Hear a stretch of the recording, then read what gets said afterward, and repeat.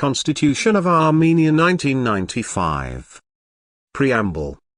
The Armenian people, accepting as a basis the fundamental principles of Armenian statehood and pan-national aspirations enshrined in the Declaration on the Independence of Armenia, having fulfilled the sacred behest of its freedom-loving ancestors to restore the sovereign state, dedicated to the strengthening and prosperity of the fatherland, with the aim of ensuring the freedom, general well-being, and civic solidarity of the generations, and affirming its commitment to universal values, adopts the Constitution of the Republic of Armenia. Chapter 1. The Foundations of Constitutional Order, Article 1. The Republic of Armenia is a sovereign, democratic, social, and rule of law state. Article 2. In the Republic of Armenia, the power belongs to the people. The people shall exercise its power through free elections, referenda, as well as through state and local self-government bodies and officials prescribed by the Constitution. Usurpation of the power by any organization or individual shall be a crime. Article 3. The human being, his dignity, fundamental rights, and freedoms, the human being shall be the supreme value in the Republic of Armenia. The inalienable dignity of the human being shall be the integral basis of his rights and freedoms. The respect for and protection of the fundamental rights and freedoms of the human being and the citizen shall be the duties of the public power. The public power shall be bound by the fundamental rights and freedoms of the human being and the citizen as the directly applicable law. Article 4. The principle of separation and balance of the powers. State power shall be exercised in accordance with the Constitution and the laws, based on the separation and balance of the legislative, executive, and judicial powers. Article 5. The hierarchy of legal norms, the Constitution shall have supreme legal force. Laws shall conform to the constitutional laws, and sub-legislative normative legal acts shall conform to the constitutional laws and laws. In case there are contradictions between the norms of international treaties ratified by the Republic of Armenia and the norms of laws, the norms of the international treaties shall be applied. Article 6. The principle of legality. State and local self-government bodies and officials shall have the power to perform only such acts for which they are empowered by the Constitution or laws. Bodies prescribed by the Constitution, based on the Constitution and laws and with the purpose of ensuring their implementation, may be authorized by the law to adopt sub-legislative normative legal acts. Authorizing norms shall comply with the principle of legal certainty. Laws and sub-legislative normative legal acts shall come into force after being published in the manner stipulated by law. Article 7. The suffrage principles. Elections of the National Assembly and community councils, as well as referenda shall be carried out on the basis of universal, equal, free, and direct suffrage, by secret vote. Article 8. Ideological pluralism and the multipartisan system. Ideological pluralism and the multipartisan system shall be guaranteed in the Republic of Armenia. Parties shall be formed and operate freely. Equal legal opportunities for activities of the parties shall be guaranteed by law. Parties shall promote the formulation and expression of the people's political will. The structure and activities of parties may not contravene the democratic principles. Article 9. Guaranteeing local self-government. Local self-government is guaranteed in the Republic of Armenia as one of the essential foundations of democracy. Article 10. Guaranteeing property. All forms of property shall be recognized and equally protected in the Republic of Armenia. Subsoils and water resources shall be exclusive property of the state. Article 11. The economic order. The basis of the economic order in the Republic of Armenia shall be the social market economy, which shall be based on private property, freedom of economic activity, free economic competition, and through the state policy aimed at general economic well-being and social justice. Article 12. Preservation of the environment and sustainable development. The state shall promote the preservation, improvement, and regeneration of the environment, and the reasonable utilization of natural resources, governed by the principle of sustainable development and taking into account the responsibility towards future generations. Everyone shall take care of the preservation of the environment. Article 13. Foreign policy. The foreign policy of the Republic of Armenia shall be conducted on the basis of international law with the aim of establishing good neighborly and mutually beneficial relations with all states. Article 14. The Armed Forces and Defense. The Armed Forces of the Republic of Armenia shall ensure the defense, security, and territorial integrity of the Republic of Armenia, and the inviolability of its borders. The armed forces of the Republic of Armenia shall maintain neutrality in political matters and shall be under civilian control. Every citizen shall be obliged to participate in the defense of the Republic of Armenia in the manner stipulated by law. Article 15. Promotion of culture, education, and science, protection of the Armenian language and cultural heritage. The state shall promote the development of culture, education, and science. The Armenian language and the cultural heritage shall be under the care and protection of the state. Article 16. Protection of the family. Family, being the natural and fundamental cell of society and the basis for the preservation and reproduction of the population, as well as motherhood and childhood, shall be under special protection and aegis of the state. Article 17. The state and religious organizations. The freedom of activity of religious organizations shall be guaranteed in the Republic of Armenia. Religious organizations shall be separate from the state. Article 18. The Armenian Apostolic Holy Church. The Republic of Armenia shall recognize the exceptional mission of the Armenian Apostolic Holy Church, as the national church, in the spiritual life of the Armenian people, in the development of its national culture, and in the preservation of its national identity. The relationship between the Republic of Armenia and the Armenian Apostolic Holy Church may be regulated by a law. Article 19. Ties with the Armenian diaspora. The Republic of Armenia shall carry out a policy aimed at developing comprehensive ties and preserving Armenianness with the Armenian diaspora, and shall facilitate repatriation. Based on international law, the Republic of Armenia shall contribute to protecting the Armenian language and Armenian historical and cultural values in other countries, and advancing Armenian educational and cultural life in such countries. Article 20. The state language of the Republic of Armenia. The Armenian language shall be the state language of the Republic of Armenia. Article 21. The symbols of the Republic of Armenia. The flag of the Republic of Armenia shall be tricolor, with equal horizontal stripes of red, blue, and orange. The coat of arms of the Republic of Armenia shall depict, in the center on a shield, Mount Ararat with Noah's Ark and the coats of arms of the four kingdoms of historical Armenia. The shield is held by an eagle and a lion, while a sword, a branch, a sheaf, a chain, and a ribbon are depicted below the shield. The detailed description of the flag and the coat of arms shall be stipulated by law. The anthem of the Republic of Armenia shall be stipulated by law. Article 22. The capital of the Republic of Armenia. The capital of the Republic of Armenia is Yerevan. Chapter 2. Fundamental rights and freedoms of the human being and the citizen. Article 23. Human dignity. Human dignity is inviolable. Article 24. The right to life. Everyone shall have the right to life. No one may be arbitrarily deprived of life. No one shall be condemned to the death penalty, or executed. Article 25. The right to physical and mental integrity. everyone shall have the right to physical and mental integrity.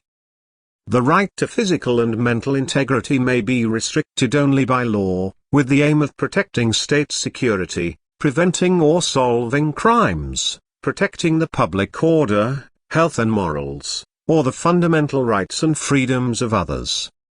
In the fields of medicine and biology, in particular, eugenic experiments making human organs and tissues a source of financial gain, and the reproductive cloning of the human being shall be prohibited. No one shall be subjected to scientific, medical or other experiments without his freely and clearly expressed consent. A person shall in prior be informed about the potential consequences of such experiments. Article 26. The prohibition of torture, inhuman or degrading treatment or punishment. No one shall be subjected to torture, inhuman or degrading treatment or punishment. Corporal punishments shall be prohibited. Persons deprived of liberty shall have the right to humane treatment. Article 27. Personal liberty. Everyone shall have the right to personal liberty. No one may be deprived of personal liberty except in the following cases and in the manner stipulated by law. A competent court has convicted the person for committing a crime. For failing to comply with a lawful court order. For the purpose of securing the fulfillment of a certain obligation stipulated by law. For presenting the person before a competent body when there exists a reasonable suspicion that the person has committed a crime, or when it is reasonably necessary for the purpose of preventing the commission of a crime by such person or preventing his fleeing after having committed one. For the purpose of placing a minor under educational oversight or bringing him before a competent body. For the purpose of preventing the spreading of infectious diseases dangerous for the public. As well as for the purpose of preventing danger emanating from persons having a mental disorder or alcoholics or drug addicts, for the purpose of preventing the unauthorized entry of a person into the Republic of Armenia, or for deporting a person or extraditing a person to another state. Everyone deprived of personal liberty shall be informed promptly, in a language which he understands, of the reasons for deprivation of liberty, and in case of filing criminal charges, also of the charges. Everyone deprived of personal liberty shall have the right to have a person of his choosing be immediately notified about it. The exercise of this right may be postponed only in the cases, manner, and time period stipulated by law, with the aim of preventing or solving crimes. If, within a reasonable period of deprivation of liberty, but within not more than 72 hours, a court makes no decision to permit continued deprivation of liberty of a person deprived of liberty under paragraph 1(4) of this article, then he shall be released immediately. Everyone deprived of personal liberty shall have the right to challenge the lawfulness of depriving him of liberty, about which the court shall promptly render a decision and shall order his release if the deprivation of liberty is unlawful. No one may be deprived of personal liberty only for the reason of being unable to fulfill his civil law obligations. Article 28. General equality before the law. Everyone shall be equal before the law. Article 29. The prohibition of discrimination. Any discrimination based on sex, race, skin color, ethnic or social origin, genetic features, language, religion, worldview, political or any other views, belonging to a national minority, property status, birth, disability, age, or other personal or social circumstances shall be prohibited. Article 30. Equality of rights between women and men. Women and men shall have equal rights. Article 31. Inviolability of private and family life and of honor and reputation. Everyone shall have the right to inviolability of his private and family life, honor and reputation. The right to inviolability of private and family life may be restricted only by law with the aim of protecting state security, the economic well-being of the country, preventing or solving crimes, protecting the public order, health and morals, or the fundamental rights and freedoms of others. Article 32. Inviolability of the home. Everyone shall have the right to inviolability of the home. The inviolability of the home may be restricted only by law with the aim of protecting state security, the economic well-being of the country, preventing or solving crimes, protecting the public order, health and morals, or the fundamental rights and freedoms of others. A home may be searched only by court decision in the cases and the manner stipulated by law. The law may prescribe other cases of restricting the right to inviolability of the home by court decision. Article 33. Freedom and confidentiality of communication. Everyone shall have the right to freedom and confidentiality of correspondence, telephone conversations and other means of communication. The freedom and confidentiality of communication may be restricted only by law, with the aim of protecting state security, the economic well-being of the country, preventing or solving crimes, protecting the public order, health and morals, or the fundamental rights and freedoms of others. The confidentiality of communication may be restricted only by court decision, except when it is necessary for protecting state security and is conditioned by the special status, stipulated by law, of those communicating. Article 34. The protection of personal data. Everyone shall have the right to protection of data concerning him. Personal data shall be processed in good faith for purposes stipulated by law, with the consent of the person or without such consent if another legitimate ground stipulated by law is present. Everyone shall have the right to become acquainted with the data collected about him in state and local self-government bodies and the right to demand to correct any incorrect data about him, as well as to eliminate data about him that was unlawfully obtained or no longer has a legal foundation. The right to become acquainted with personal data may be restricted only by law with the aim of protecting state security, the economic well-being of the country, preventing or solving crimes, protecting the public order, health and morals, or the fundamental rights and freedoms of others. Details related to the protection of personal data shall be stipulated by law. Article 35. Freedom to marry. A man and a woman of marriageable age shall have the right to marry each other and form a family by free expression of their will. The age of marriage and the procedure of marrying and divorcing shall be stipulated by law. In marrying, during marriage, and in divorce, a man and a woman shall have equal rights. The freedom to marry may be restricted only by law with the aim of protecting health and morals. Article 36. Rights and obligations of parents. Parents shall have the right and obligation to take care of the rearing, education, health, and comprehensive and harmonious development of their children. Deprivation or limitation of parental rights may be performed only by law, by court decision with the aim of safeguarding the vital interests of the child.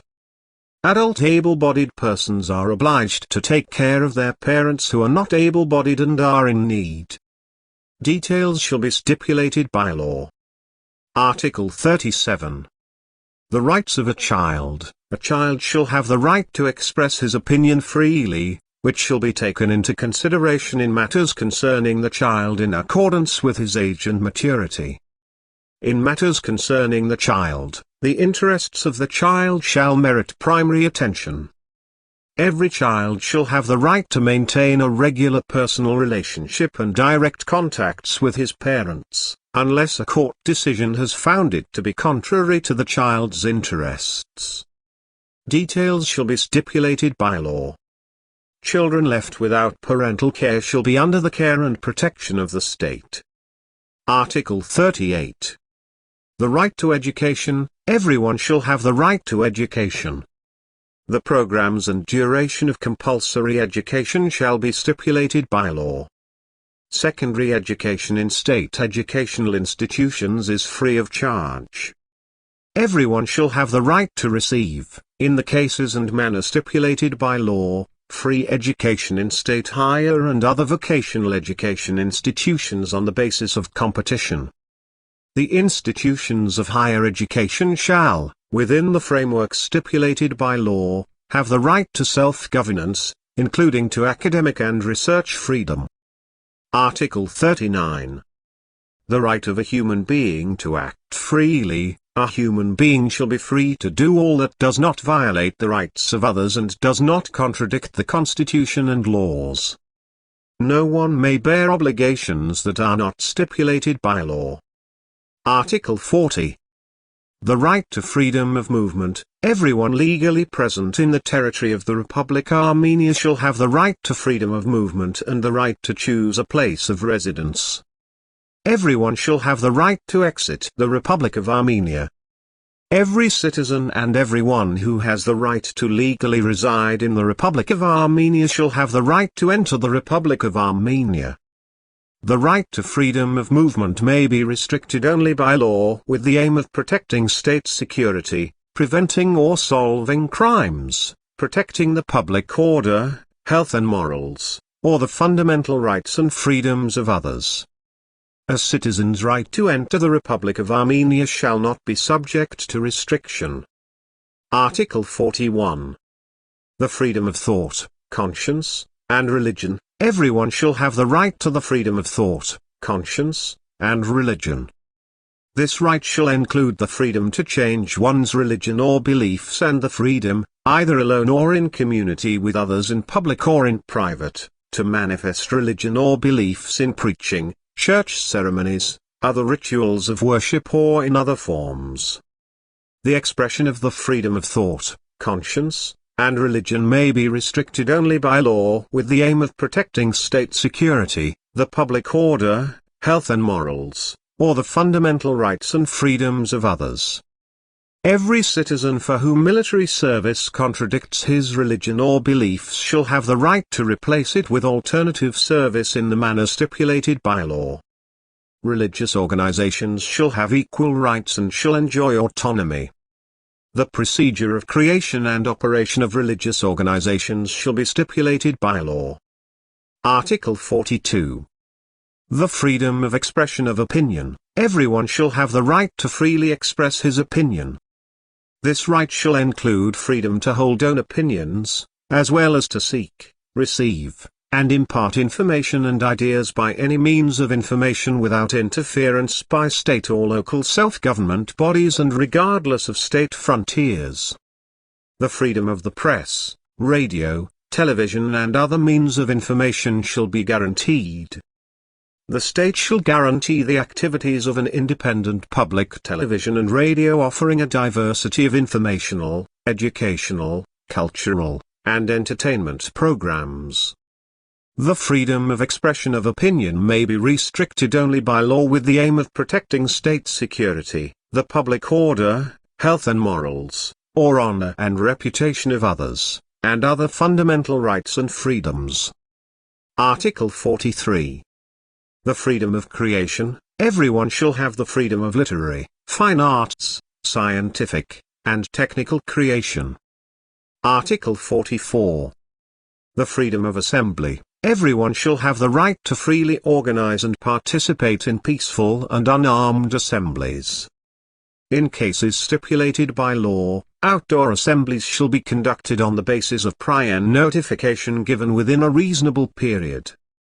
No notification shall be required for spontaneous assemblies. The law may prescribe restrictions on the exercise of the right to freedom of assembly for judges, prosecutors, investigators, as well as servicemen of the armed forces, the national security, the police, and other militarized bodies.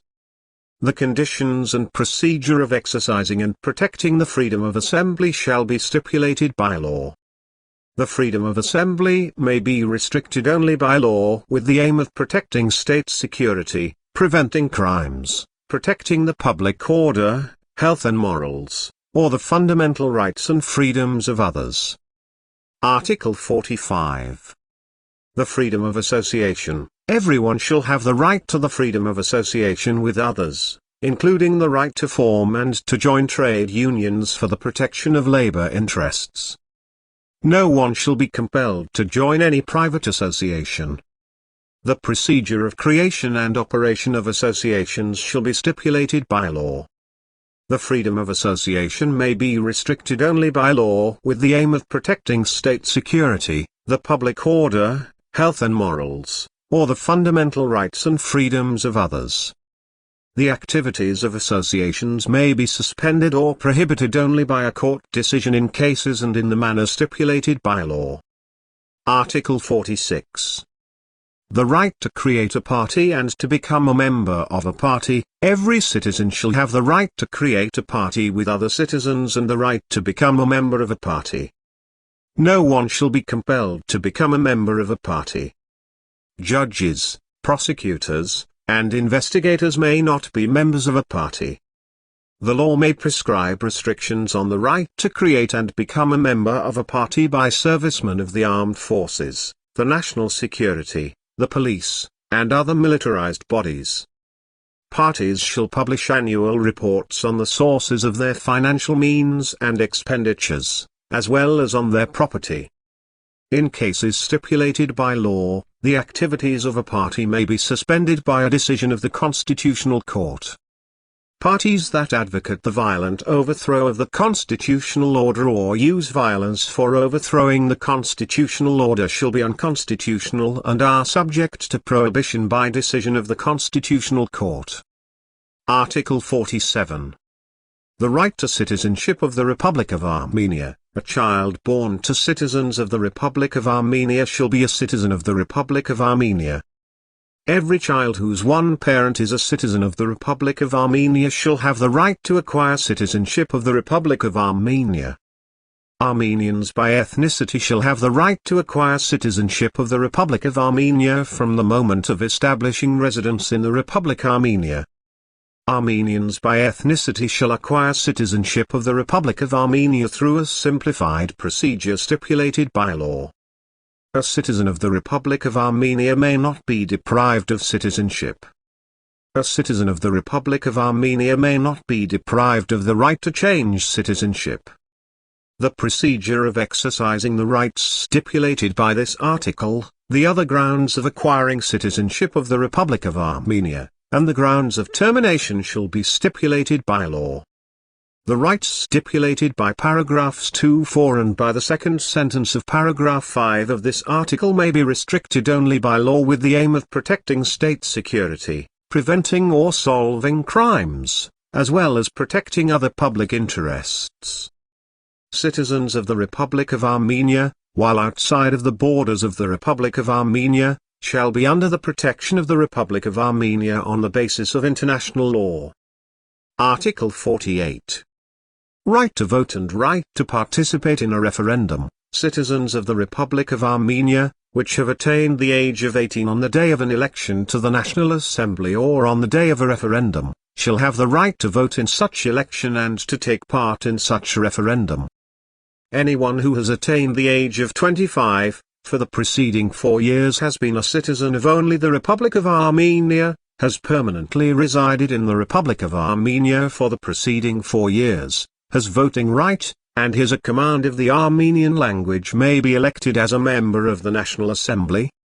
Citizens of the Republic of Armenia, which have attained the age of 18 on the day of the election of local self-government bodies or of a local referendum, shall have the right to vote and to be elected in such election or the right to take part in such local referendum.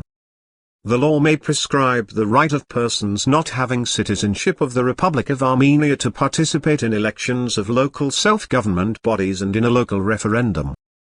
Persons declared as legally incapable by a court judgment that has entered into legal force, as well as persons convicted and serving a sentence, according a court judgment that has entered into legal force, for the intentional commission of a grave crime may not vote and be elected or take part in a referendum.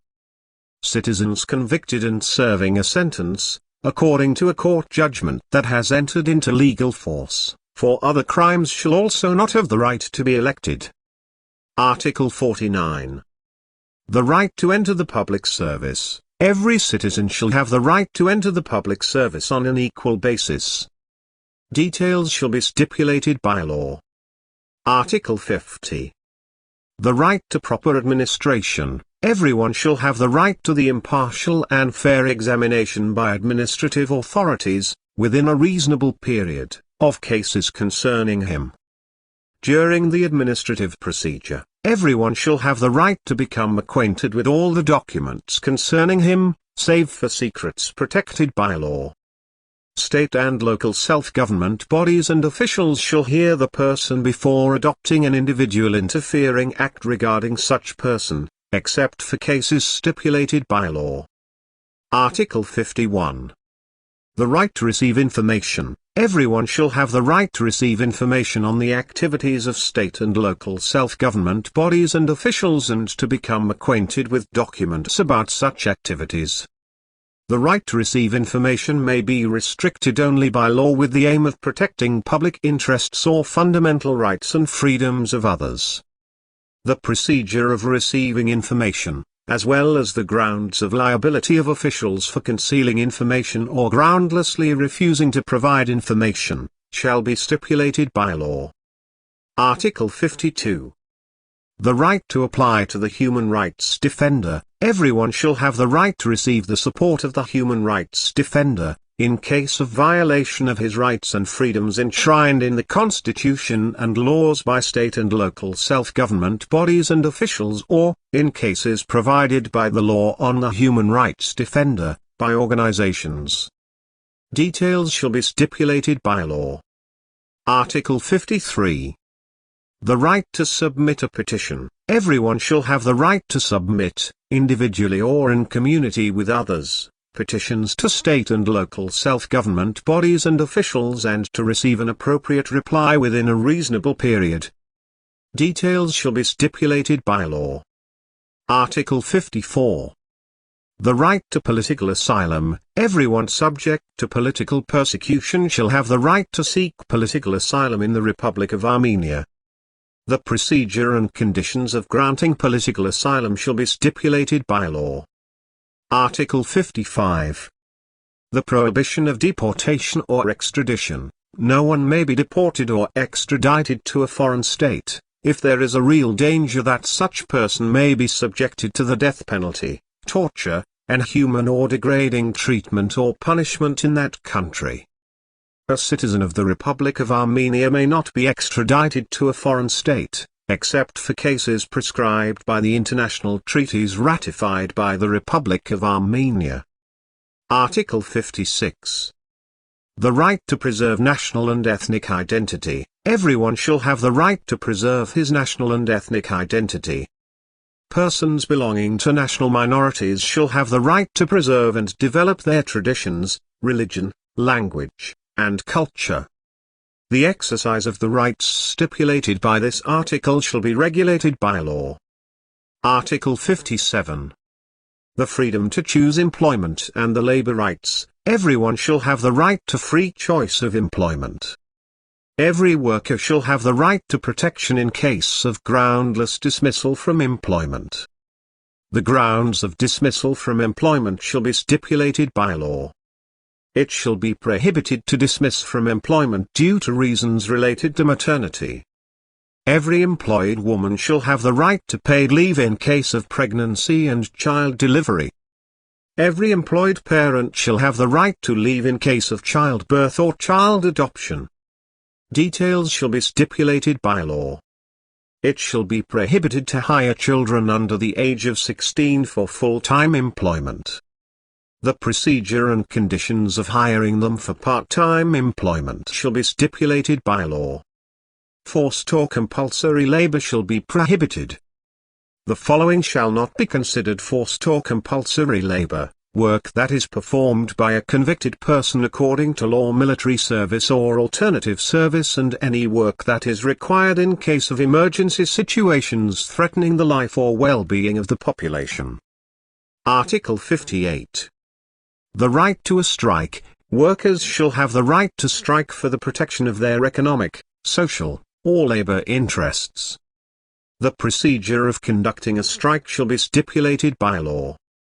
The right to a strike may be restricted only by law with the aim of protecting public interests or the fundamental rights and freedoms of others. Article 59. the freedom of economic activities and guaranteeing economic competition. Everyone shall have the right to engage in economic, including entrepreneurial activities. The conditions and procedure of exercising this right shall be stipulated by law. The restrictions of competition, the possible types of monopoly, and their permitted sizes may be stipulated only by law with the aim of protecting public interests. Abuse of monopolistic or dominant position in the market, bad faith competition, and anti-competitive agreements shall be prohibited. Article 60. The right to property. Everyone shall have the right to own, use, and dispose at his discretion the lawfully acquired property. The right of inheritance shall be guaranteed.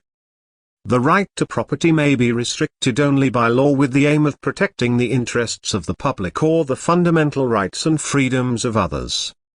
No one shall be deprived of property, except by court procedure in cases stipulated by law. The expropriation of property for prevailing interests of the public shall be performed in exceptional cases stipulated by law and in the manner stipulated by law, and only with prior adequate compensation. Foreign citizens and stateless persons shall not enjoy property right on land, except for cases stipulated by law. Intellectual property shall be protected by law. Everyone shall be obliged to pay taxes and duties stipulated in accordance with law and make other compulsory payments to the state or community budget. Article 61. The right to judicial protection and the right to apply to international bodies of human rights protection. Everyone shall have the right to effective judicial protection of his rights and freedoms. Everyone shall, for the protection of his rights and freedoms, and in conformity with the international treaties of the Republic of Armenia, have the right to apply to international bodies of protection of human rights and freedoms. Article 62. Right to compensation for damage. Everyone shall have the right to compensation for damage inflicted by the unlawful actions or inaction of state and local self-government bodies and officials, and in cases stipulated by law, also by lawful administration. The conditions and procedure of compensation for damage shall be stipulated by law. If a person, who is convicted by a court judgment that has entered into legal force for committing a crime, has been acquitted on the ground that a new or newly discovered circumstance proves that such conviction was unlawful, the person shall have the right to receive compensation in accordance with law, unless it is proven that the discovery of such circumstance back in time depended fully or partially on such person. Article 63. The right to a fair trial. Everyone shall have the right to a fair and public hearing of his case within a reasonable period by an independent and impartial court.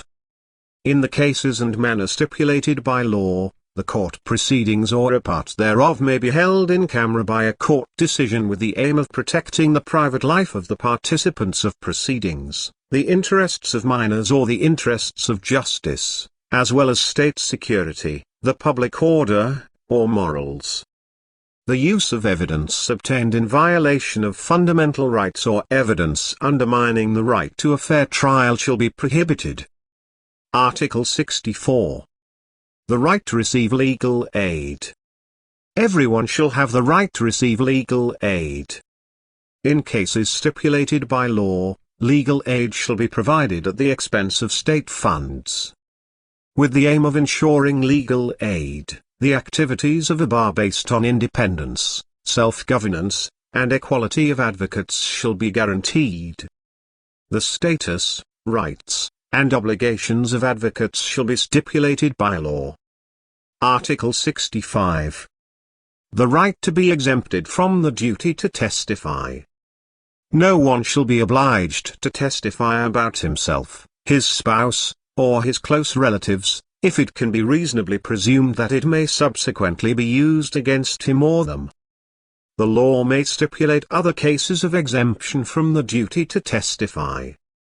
Article 66. The presumption of innocence. A person accused of a crime shall be presumed innocent until his guilt is proven in the manner stipulated by law by a court judgment that has entered into legal force. Article 67. The right to defend oneself from charges. Everyone charged with a crime shall have the right to be informed promptly, in a language which he understands and in detail, of the nature and cause of the charge. The right to defend himself or to be defended through an advocate of his choosing, the right to have adequate time and facilities to prepare his defense and to communicate with the advocate of his choosing. The right to examine or to have examined the persons that testify against him, and right to have persons testifying in his favor to be summoned and examined on the same conditions as persons that testified against him. The right to be assisted by a translator free of charge in case he does not have a command of Armenian. Article 68. The prohibition of being tried twice. No one may be tried twice for the same act. The provisions of paragraph 1 of this article shall not prevent the review of a case in accordance with law when new or newly discovered circumstances are present, or when there were fundamental shortcomings in the case proceedings, which could have affected the outcome of the case. Article 69. The right of a convicted person to appeal. Everyone convicted for committing a crime shall have the right to have the court judgment rendered in respect of him to be reviewed by a higher judicial instance based on the grounds and in the manner stipulated by law. Article 70. The right to request a pardon. Every convict shall have the right to request a pardon, including the right to request mitigation of the imposed sentence. Details shall be stipulated by law. Article 71. The principle of guilt and the principle of proportionality of punishment. The basis for punishing a person who committed a crime shall be his guilt. The penalty stipulated by law, as well as the imposed penalty type and magnitude, shall be proportionate to the committed act. Article 72. The principle of legality in defining crimes and imposing penalties. No one shall be convicted for an action or an action that was not a crime at the time of its commission. A penalty that is more severe than the one applicable at the time of committing the crime may not be imposed. A law that eliminates punishment for an act or mitigates the penalty shall apply retrospectively. Article 73. The retrospective effect of laws and other legal acts. Laws and other legal acts that cause a person's legal situation to deteriorate shall not have retrospective effect. Laws and other legal acts improving a person's legal situation shall have retrospective effect if such acts so prescribe. Article 74. The applicability of fundamental rights and freedoms in respect of legal persons. The fundamental rights and freedoms shall extend also to legal persons to the extent such rights and freedoms are by their essence applicable to them. Article 75. Organizational structures and procedures for the exercise of fundamental rights and freedoms. When regulating fundamental rights and freedoms, laws shall define the organizational structures and procedures necessary for their effective exercise. Article 76. Restrictions of fundamental rights and freedoms in emergency situations or during martial law.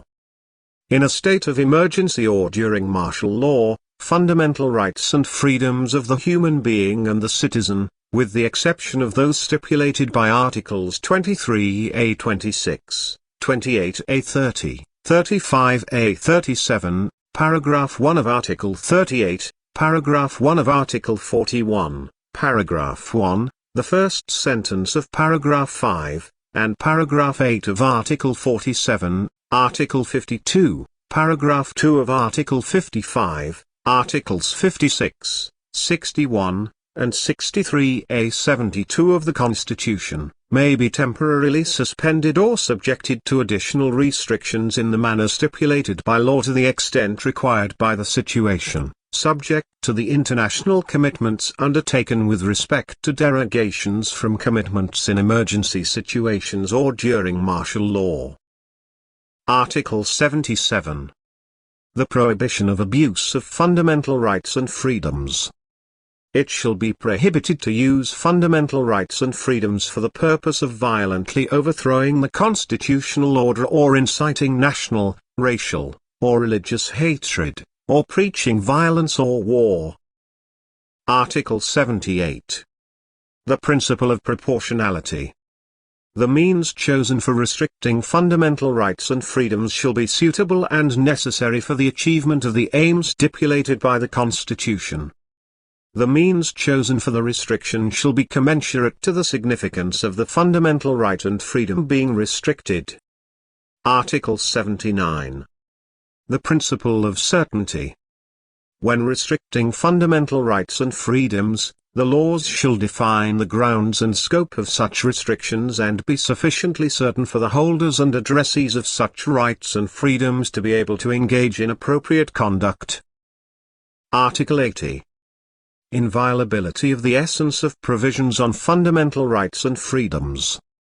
The essence of provisions on fundamental rights and freedoms enshrined in this chapter shall be inviolable. Article 81. Fundamental rights and freedoms and the international legal practice. The practice of bodies operating on the basis of international human rights treaties, which have been ratified by the Republic of Armenia, shall be taken into account when interpreting the provisions of the Constitution on fundamental rights and freedoms. The restrictions of fundamental rights and freedoms may not exceed the restrictions stipulated by the international treaties of the Republic of Armenia. Chapter 3. Legislative guarantees and main objectives of state policy in the economic, social, and cultural spheres.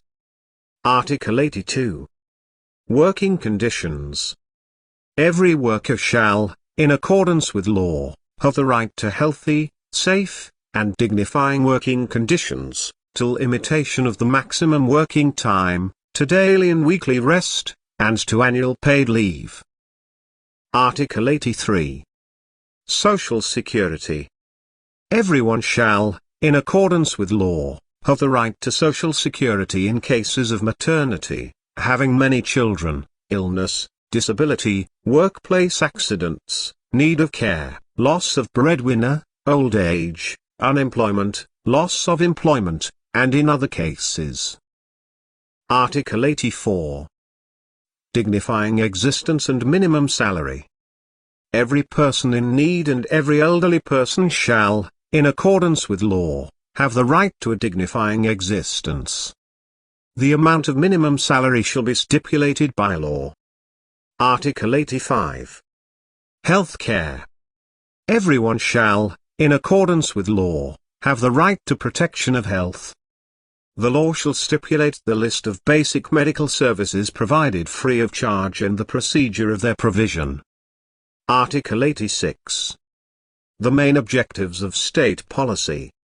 The main objectives of state policy in the economic, social, and cultural spheres shall be to improve the business environment and to promote entrepreneurship, to support population employment and the improvement of work conditions, to foster housing construction, to promote factual equality between women and men, to promote the birth rate and the having of many children, to create favorable conditions for the complete and comprehensive development of the individuality of children, to implement health protection and improvement programs for the population, and to create conditions for effective and affordable medical services for the population, to implement disability prevention and treatment programs and programs for the rehabilitation of health of persons with disabilities, and to promote the participation of persons with disabilities in public life, to protect consumer interests, and to oversee the quality of goods, services, and works, to develop the regions proportionately, to develop physical culture and sports, to promote the participation of the youth in political, economic, and cultural life to develop free of charge higher and other vocational education to develop fundamental and applied science to support everyone's unhindered access to national and universal values and to promote charity for the purpose of establishing cultural, educational, scientific, health, sports, social, and other institutions, their financing, and ensuring their financial independence. Article 87. Fulfillment of the main objectives of state policy. To the extent of their powers and possibilities, state government and local self-government bodies shall be obliged to fulfill the objectives enshrined in Article 86 of the Constitution. As part of the report prescribed by Article 156 of the Constitution, the government shall present information on the fulfillment of the objectives stipulated by Article 86 of the Constitution. Chapter 4. The National Assembly. Article 88. The status and functions of the National Assembly. The National Assembly is the people's representative body. The National Assembly shall exercise the legislative power. The National Assembly shall exercise oversight of the executive power, shall adopt the state budget, and shall perform other functions stipulated by the Constitution. The powers of the National Assembly shall be stipulated by the Constitution. The National Assembly shall operate in accordance with its rules of procedure. Article 89. The National Assembly composition and election procedure. The National Assembly shall consist of at least 101 parliamentarians. In the manner stipulated by the Electoral Code, places shall be assigned in the National Assembly for representatives of national minorities. The National Assembly shall be elected by a proportional electoral contest. The Electoral Code shall guarantee the formation of a stable parliamentary majority. If no stable parliamentary majority is formed as a result of the election or by building a political coalition, then a second round of the election may be held. In case a second round is held, it shall be allowed to form new alliances. The restrictions, conditions, and procedure of forming a political coalition shall be stipulated by the Electoral Code. Article 90. Term of office of the National Assembly. The National Assembly shall be elected for a 5-year term. In case of a regular election, the term of office of the newly elected National Assembly shall start at the moment of opening the first session of the newly elected National Assembly, convened on the day on which the term of office of the previous convocation of the National Assembly ends. If the newly elected National Assembly is not formed before the end of the term of office of the incumbent National Assembly, then the term of office of the incumbent National Assembly shall end and the term of office of the newly elected National Assembly shall start at the moment of opening the first session of the newly elected National Assembly, convened on the second Monday following the formation of the newly elected National Assembly. If, for reason of martial law or a state of emergency, the election of the National Assembly has been held in the time period stipulated by paragraph 2 of Article 91 of the Constitution, then the term of office of the incumbent National Assembly shall end and the term of office of the newly elected National Assembly shall start at the moment of opening the first session of the National Assembly, convened on the second Monday following the formation of the newly elected National Assembly. In case of an extraordinary election, the term of office of the incumbent National Assembly shall end and the term of office of the newly elected National Assembly shall start at the moment of opening the first session of the National Assembly, convened on the second Monday following the formation of the newly elected National Assembly. The formation of the National Assembly shall be confirmed in accordance Electoral Code. Article 91. Regular election of the National Assembly. A regular election of the National Assembly shall be held no earlier than 60 and no later than 50 days before the end of the term of office of the National Assembly. During martial law or a state of emergency, an election of the National Assembly shall not be held. In this case, the regular election of the National Assembly shall be held no earlier than 50 and no later than 65 days after the end of the state of emergency or martial law. Article 92. Extraordinary election of the National Assembly. An extraordinary election of the National Assembly shall be held after dissolution of the National Assembly in the cases stipulated by paragraph 3 of Article 149 or paragraphs 3 and 4 of Article 151 of the Constitution. An extraordinary election of the National Assembly shall be held no earlier than 30 and no later than 45 days after dissolution of the National Assembly. Article 93. Setting elections of the National Assembly. Regular and extraordinary elections of the National Assembly shall be set by the President of the Republic. Article 94. Representation mandate. A parliamentarian shall represent the whole people, shall not be bound by imperative mandate, and shall be guided by his conscience and beliefs. Article 95. Incompatibility of the parliamentarian mandate. A parliamentarian may not hold office not stemming from his function in other state or local self-government bodies, or any office in commercial organizations, or engage in entrepreneurial activities or perform other paid work, except for scientific, educational, and creative work. Article 96. The immunity of a parliamentarian. During and after the term of his powers, a parliamentarian may not be prosecuted and held liable for the voting or opinions expressed in the framework of parliamentarian activities. Criminal prosecution of a parliamentarian may be initiated only with the consent of the National Assembly. Without the consent of the National Assembly, a parliamentarian may not be deprived of liberty, unless caught at the time of or immediately after committing a crime. In this case, the deprivation of liberty may not last longer than 72 hours. The chairman of the National Assembly shall be notified immediately of the parliamentarian's deprivation of liberty. Article 97. Remuneration amount and other safeguards of activities of a parliamentarian.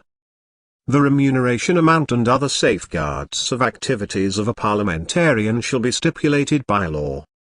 Article 98. Cessation and termination of powers of a parliamentarian. The powers of a parliamentarian shall cease upon the expiration of the term of office of the National Assembly, loss of citizenship of the Republic of Armenia or acquisition of the citizenship of a different state, entry into legal force of a judgment convicting him to imprisonment, entry into legal force of a judgment declaring him as legally incapable, as missing, or as having deceased, or his death or his resignation. The powers of a parliamentarian shall be terminated in case of the inexcusable absence from at least half of the votes during each calendar semester, as well as in case of a violation of the terms of Article 95 of the Constitution. Article 99. Regular sessions of the National Assembly. Regular sessions of the National Assembly shall be convened twice a year from the third Monday of January to the third Thursday of June, and from the second Monday of September to the third Thursday of December. Article 100. Extraordinary sessions and sittings of the National Assembly. An extraordinary session or sitting of the National Assembly shall be convened by the National Assembly chairman by the initiative of at least 1/4 of the total number of parliamentarians or of the government. The extraordinary session or sitting shall be conducted with the agenda and in the time period set by the initiator. Article 101. Publicity of sittings of the National Assembly. Sittings of the National Assembly shall be public. By proposal of at least 1/5 of the total number of parliamentarians or of the government, the National Assembly may take a decision, by majority vote of the total number of parliamentarians, to conduct a closed-door sitting. Voting in a closed-door sitting shall be prohibited. Article 102. Quorum of National Assembly sittings. A sitting of the National Assembly shall have quorum if more than half of the total number of parliamentarians have registered at the beginning of the sitting. Article 103. The adoption of laws, National Assembly decisions, statements, and addresses. Laws and National Assembly decisions, statements, and addresses shall, except for cases stipulated by the Constitution, be adopted by majority vote of parliamentarians participating in the voting, if more than half of the total number of parliamentarians participated in the voting. The rules of procedure of the National Assembly, the Electoral Code, the Judicial Code, the law on the Constitutional Court, the law on referendum, the law on parties, and the law on the human rights defender shall be constitutional laws and shall be adopted by at least a 3/5 majority vote of the total number of parliamentarians. The legal provisions of a constitutional law shall not exceed its subject scope. The National Assembly shall adopt decisions in the cases stipulated by the Constitution, as well as on the organization of its activities. The decisions, statements, and addresses of the National Assembly shall be signed and published by the Chairman of the National Assembly. Article 104. The National Assembly Chairman and Deputy Chairman, and the National Assembly Council. The National Assembly shall elect from among its members the Chairman and 3 Deputy Chairmen of the National Assembly. One of the Deputy Chairmen is elected from among the parliamentarians included in the opposition factions. The Chairman and Deputy Chairman of the National Assembly shall be elected and recalled by majority vote of the total number of parliamentarians. The Chairman of the National Assembly shall represent the National Assembly and ensure its normal functioning. In the National Assembly, the Council of the National Assembly shall be formed, which shall consist of the National Assembly Chairman and Deputy Chairman, 1 representative of each faction, and the Chairman of the Standing Committees. The Council of the National Assembly shall approve the draft agendas of regular sittings and sessions, as well as exercise other powers prescribed by the rules of procedure of the National Assembly. Article 105. The factions of the National Assembly. The factions shall facilitate the formation of the political will of the National Assembly. The factions shall include parliamentarians only of the same party or the same alliance of parties. Article 106. The Standing Committees of the National Assembly, for the purposes of preliminary discussion of draft laws and other issues pertaining to the authority of the National Assembly and of presenting opinions thereon to the National Assembly, as well as of conducting parliamentary oversight, the National Assembly shall create standing committees. No more than 12 standing committees may be formed in the National Assembly.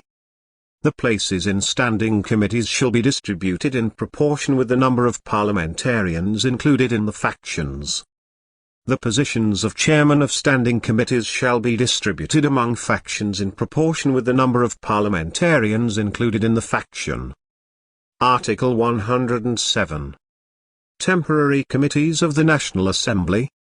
For purposes of discussing certain draft laws, draft National Assembly decisions, draft statements, and draft addresses, as well as matters related to ethics of parliamentarians and of presenting opinions thereon to the National Assembly, temporary committees may be formed by decision of the National Assembly. Article 108. Inquiry committees of the National Assembly, by demand of at least 1/4 of the total number of parliamentarians, an inquiry committee of the National Assembly shall be formed by virtue of law for the purpose of establishing facts that relate to issues of public interest and are within the powers of the National Assembly and of presenting them to the National Assembly.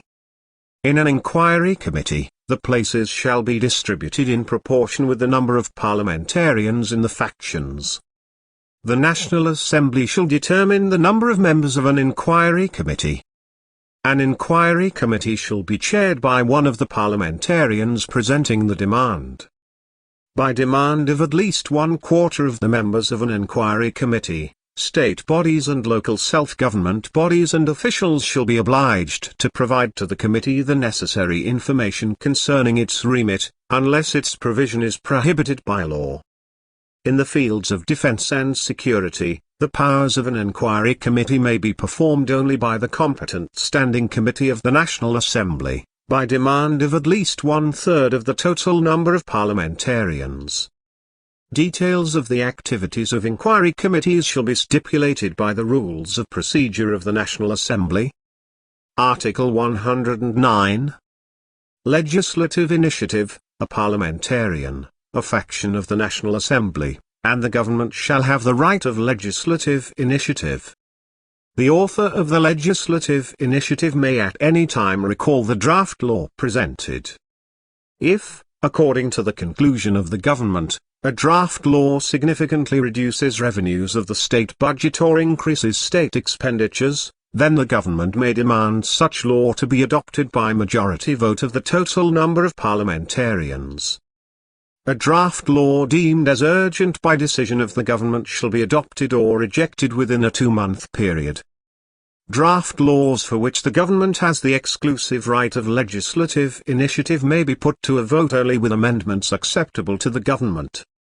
At least 50,000 citizens who have voting rights shall have the right to propose a draft law to the National Assembly on popular initiative. Article 110. Adoption of the state budget. The National Assembly shall adopt the state budget upon submission by the government. The state budget shall include all of the state's revenues and expenditures in the manner stipulated by law. The government shall submit the draft state budget to the National Assembly at least 90 days prior to the start of the fiscal year. The state budget shall be adopted prior to the start of the fiscal year. If the state budget is not adopted during such time, expenditures shall, until the adoption of the budget, be made in proportions to the previous year's budget. Article 111. Oversight of state budget execution. The National Assembly shall exercise oversight of state budget execution, as well as over the use of loans and debt received from foreign states and international organizations. The National Assembly shall, subject to the presence of an opinion issued by the Audit Chamber, deliberate and adopt a decision on the annual report presented by the government on state budget execution. Article 112. Oral and written questions of parliamentarians. In one of the sittings convened during the sittings week of the regular session, the government members shall answer the oral questions of parliamentarians. The National Assembly shall not adopt decisions on the questions of parliamentarians. Parliamentarians shall have the right to pose written questions to the government members. The answers to written questions shall not be presented at a sitting of the National Assembly. Article 113. Interpellations. The factions of the National Assembly shall have the right to address the government members with written interpellations. The government members shall respond to the interpellation within no later than 30 days of receiving it. Responses to interpellations shall be presented at a sitting of the National Assembly. By proposal of a faction, the response to an interpellation shall be deliberated.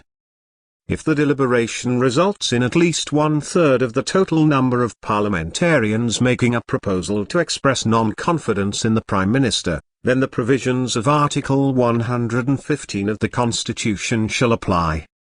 Based on the result of an interpellation, the National Assembly may propose to the Prime Minister to discuss the question of continued tenure of an individual member of the government. Article 114. Deliberations on urgent topics.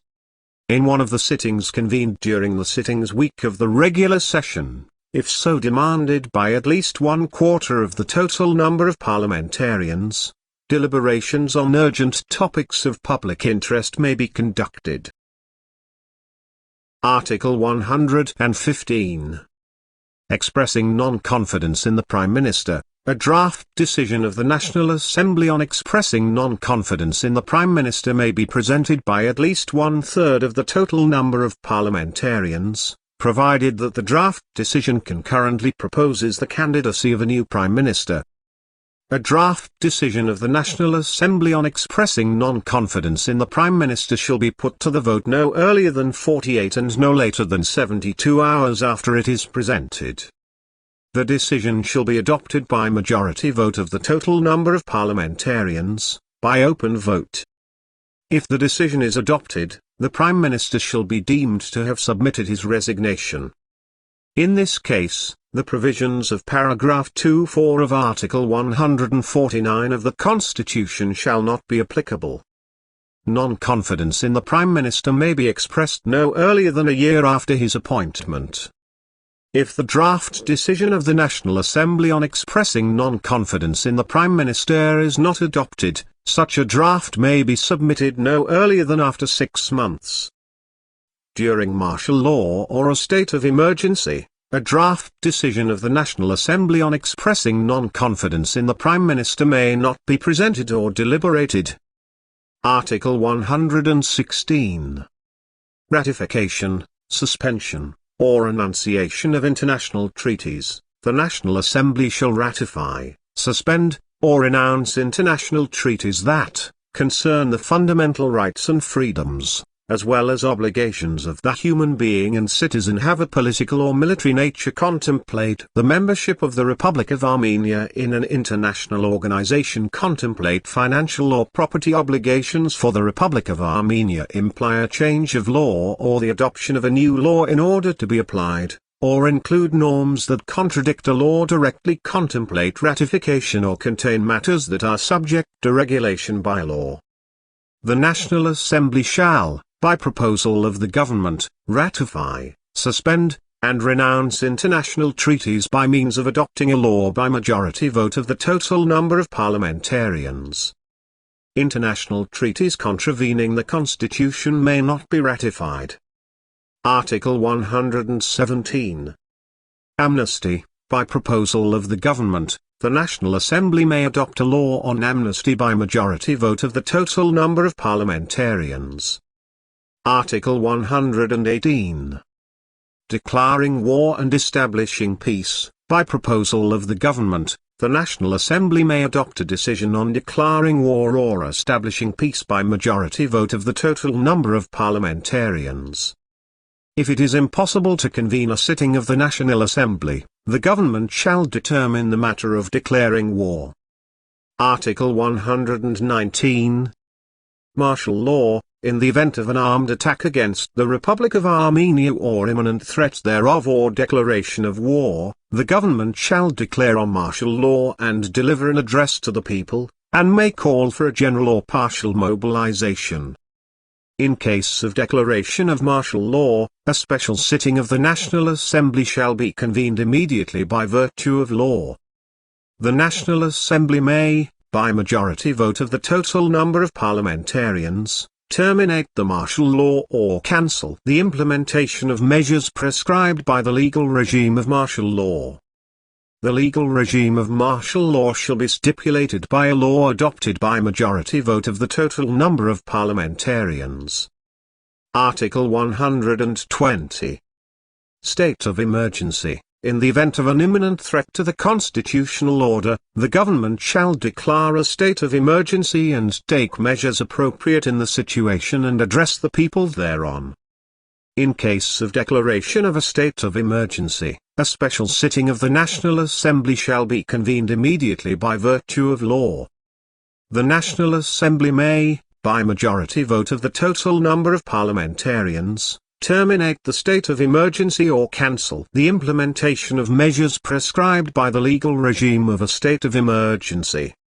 The legal regime of a state of emergency shall be stipulated by a law adopted by majority vote of the total number of parliamentarians. Article 121.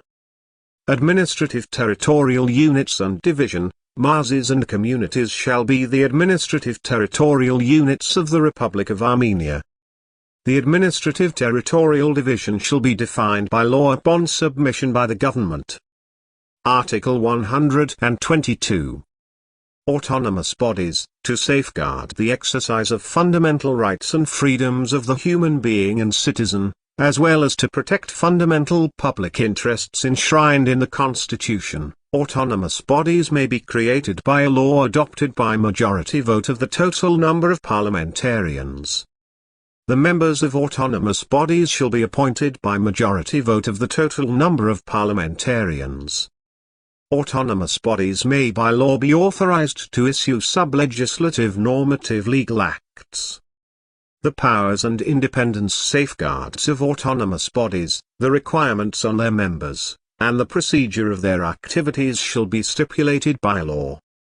Chapter 5. The President of the Republic, Article 123. Status and functions of the President of the Republic. The President of the Republic shall be the head of the state. The President of the Republic shall observe compliance with the Constitution. In exercising his powers, the President of the Republic shall be impartial and shall be guided exclusively by state and national interests. The President of the Republic shall perform his functions through the powers stipulated by the Constitution. Article 124. Term of office of and requirements on the President of the Republic. The President of the Republic shall be elected for a 7-year term.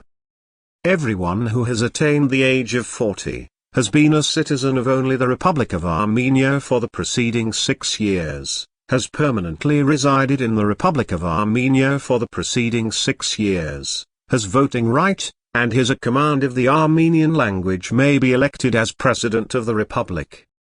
The same person may be elected as President of the Republic only once. The President of the Republic may not hold any other office, engage in entrepreneurial activities, or perform other paid work. During the term of exercising his powers, the President of the Republic may not be a member of any party. Article 125. Election procedure of the President of the Republic. The President of the Republic shall be elected by the National Assembly. The regular election of the President of the Republic shall be held no earlier than 40 days and no later than 30 days before the end of the term of office of the President of the Republic. At least 1/4 of the total number of parliamentarians shall have the right to nominate a candidate of the President of the Republic. The candidate who receives at least 3/4 of the votes of the total number of parliamentarians shall be elected as President of the Republic. If a President of the Republic is not elected, a second round of the election shall be held, in which all the candidates that participated in the first round may participate. In the second round, the candidate who receives at least 3/5 of the votes of the total number of parliamentarians shall be elected as President of the Republic.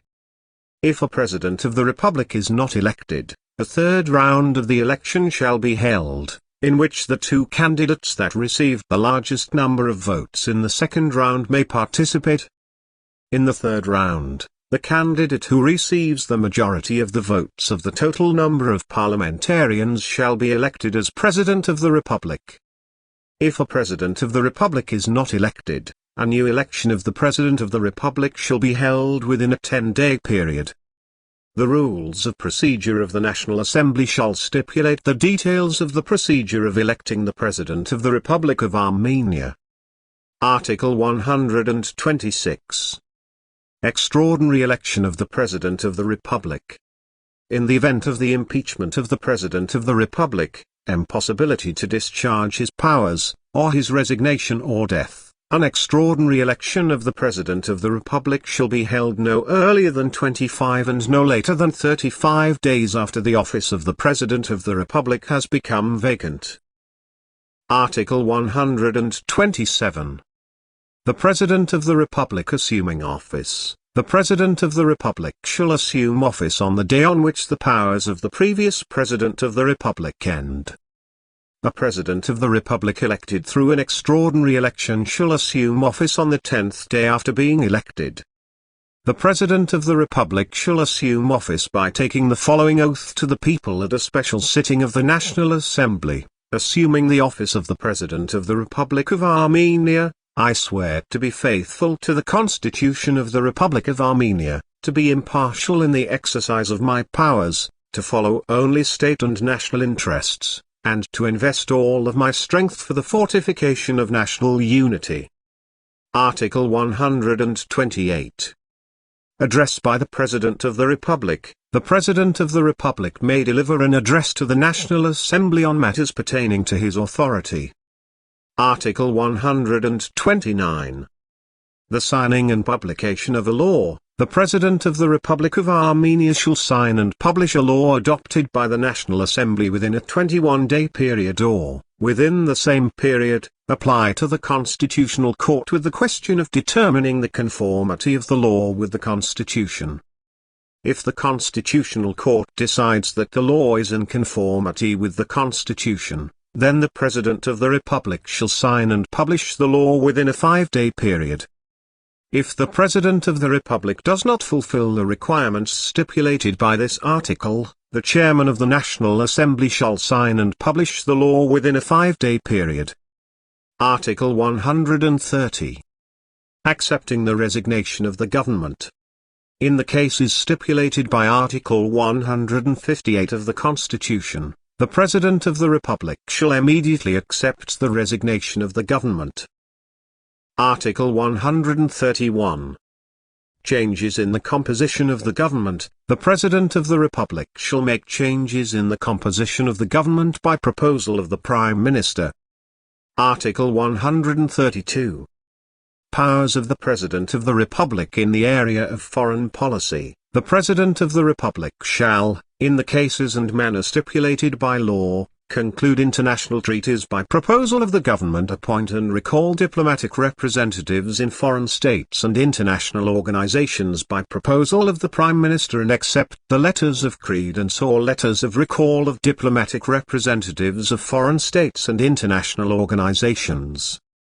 In the cases and manner stipulated by law, the President of the Republic shall, by proposal of the government, approve, suspend, or renounce international treaties not requiring ratification.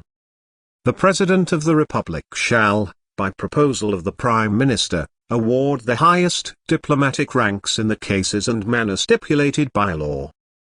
Article 133. Powers of the President of the Republic in the area of armed forces. By proposal of the Prime Minister, the President of the Republic shall, in the cases and manner stipulated by law, appoint and dismiss the supreme command of the armed forces and other troops. By proposal of the Prime Minister, the President of the Republic shall, in the cases and manner stipulated by law, award the highest military titles. Article 134. Resolution of issues related to citizenship. In the cases and manner stipulated by law, the President of the Republic shall resolve issues related to the granting and termination of citizenship of the Republic of Armenia. Article 135. Granting pardon. In the cases and manner stipulated by law, the President of the Republic shall resolve the issue of granting pardon to convicted persons. Article 136. Decorating with awards and granting honorary titles. In the cases and manner stipulated by law, the President of the Republic shall decorate with orders and medals of the Republic of Armenia and grant honorary titles. Article 137. Awarding the highest ranks. In the cases and manner stipulated by law, the President of the Republic shall award the highest ranks. Article 138. Temporary appointment of officials. If the National Assembly fails, within a 3-month period, to elect the respective officials in the manner stipulated by paragraph 3 of Article 174, paragraph 1 of Article 177, paragraph 1 of Article 192, paragraph 2 of Article 195, paragraph 2 of Article 197, paragraph 2 of Article 199, and paragraph 1 of Article 201 of the Constitution, then the President of the Republic shall appoint temporary acting officials in the manner and based on the grounds stipulated by law until they are elected by the National Assembly. Article 139. Orders and decrees of the President of the Republic. In exercising his powers, the President of the Republic shall issue orders and decrees. In the cases stipulated by Articles 131-137, paragraph 3 of Article 155, and paragraphs 3, 4, 6, and 7 of Article 166 of the Constitution, the President of the Republic may, within a 3-day period, return the relevant act, together with his objections, to the body that made the proposal or submitted the motion. If the competent body does not accept the objection, the President of the Republic shall sign the relevant act or reply to the Constitutional Court. If President of the Republic does not fulfill the requirements stipulated by paragraph 2 of this article, the relevant act shall enter into force by virtue of law. Article 140. Immunity of the President of the Republic. The President of the Republic shall be immune. During and after the term of his office, the President of the Republic may not be prosecuted and held liable for actions stemming from his status. The President of the Republic may be held liable for actions not connected with his status only after the end of the term of his office. Article 141. Impeachment of the President of the Republic. The President of the Republic may be impeached for state treason, another grave crime, or for gravely breaching the Constitution. To obtain a conclusion on the existence of grounds for impeaching the President of the Republic, the National Assembly shall apply to the Constitutional Court by a decision adopted by majority vote of the total number of parliamentarians. The decision to impeach the President of the Republic shall be adopted by the National Assembly, on the basis of a conclusion of the Constitutional Court, by at least a 2/3 majority vote of the total number of parliamentarians.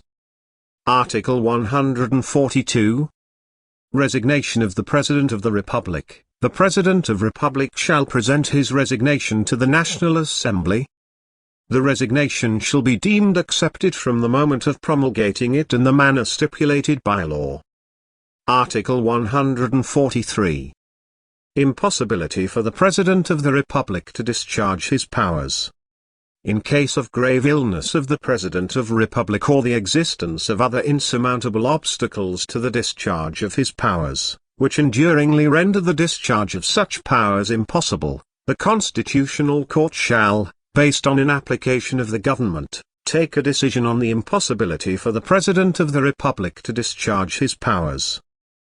Article 144. Temporary discharge of powers of the President of the Republic. In case of impeachment of the President of the Republic, the impossibility for the President to discharge his powers, or the resignation or death of the President, and before the newly elected President of the Republic assumes office, the powers of the President of the Republic shall be discharged by the Chairman of the National Assembly. Article 145. Support to the activities of the President of the Republic. The procedure of formation of the staff of the President of the Republic shall be stipulated by law. In the cases and manner stipulated by law, the President of the Republic shall make appointments to offices in the staff of the President of the Republic. The amount of remuneration and the procedure of provision of services and security to the President of the Republic shall be stipulated by law. Chapter 6. The Government, Article 146. Status and functions of the government. The government shall be the highest body of the executive power. Based on its program, the government shall develop and implement the domestic and foreign policies of the state. The government shall conduct the general direction of the state administration system bodies. The powers of the government shall be stipulated by the Constitution and the laws. The government shall have power over all those matters pertaining to executive power, which are not reserved for other state administration bodies or local self-government bodies. Article 147. Composition and structure of the government. The government shall consist of the Prime Minister, Deputy Prime Ministers, and Ministers. The list of ministries and the procedure of activities of the government shall be stipulated by law upon submission by the government.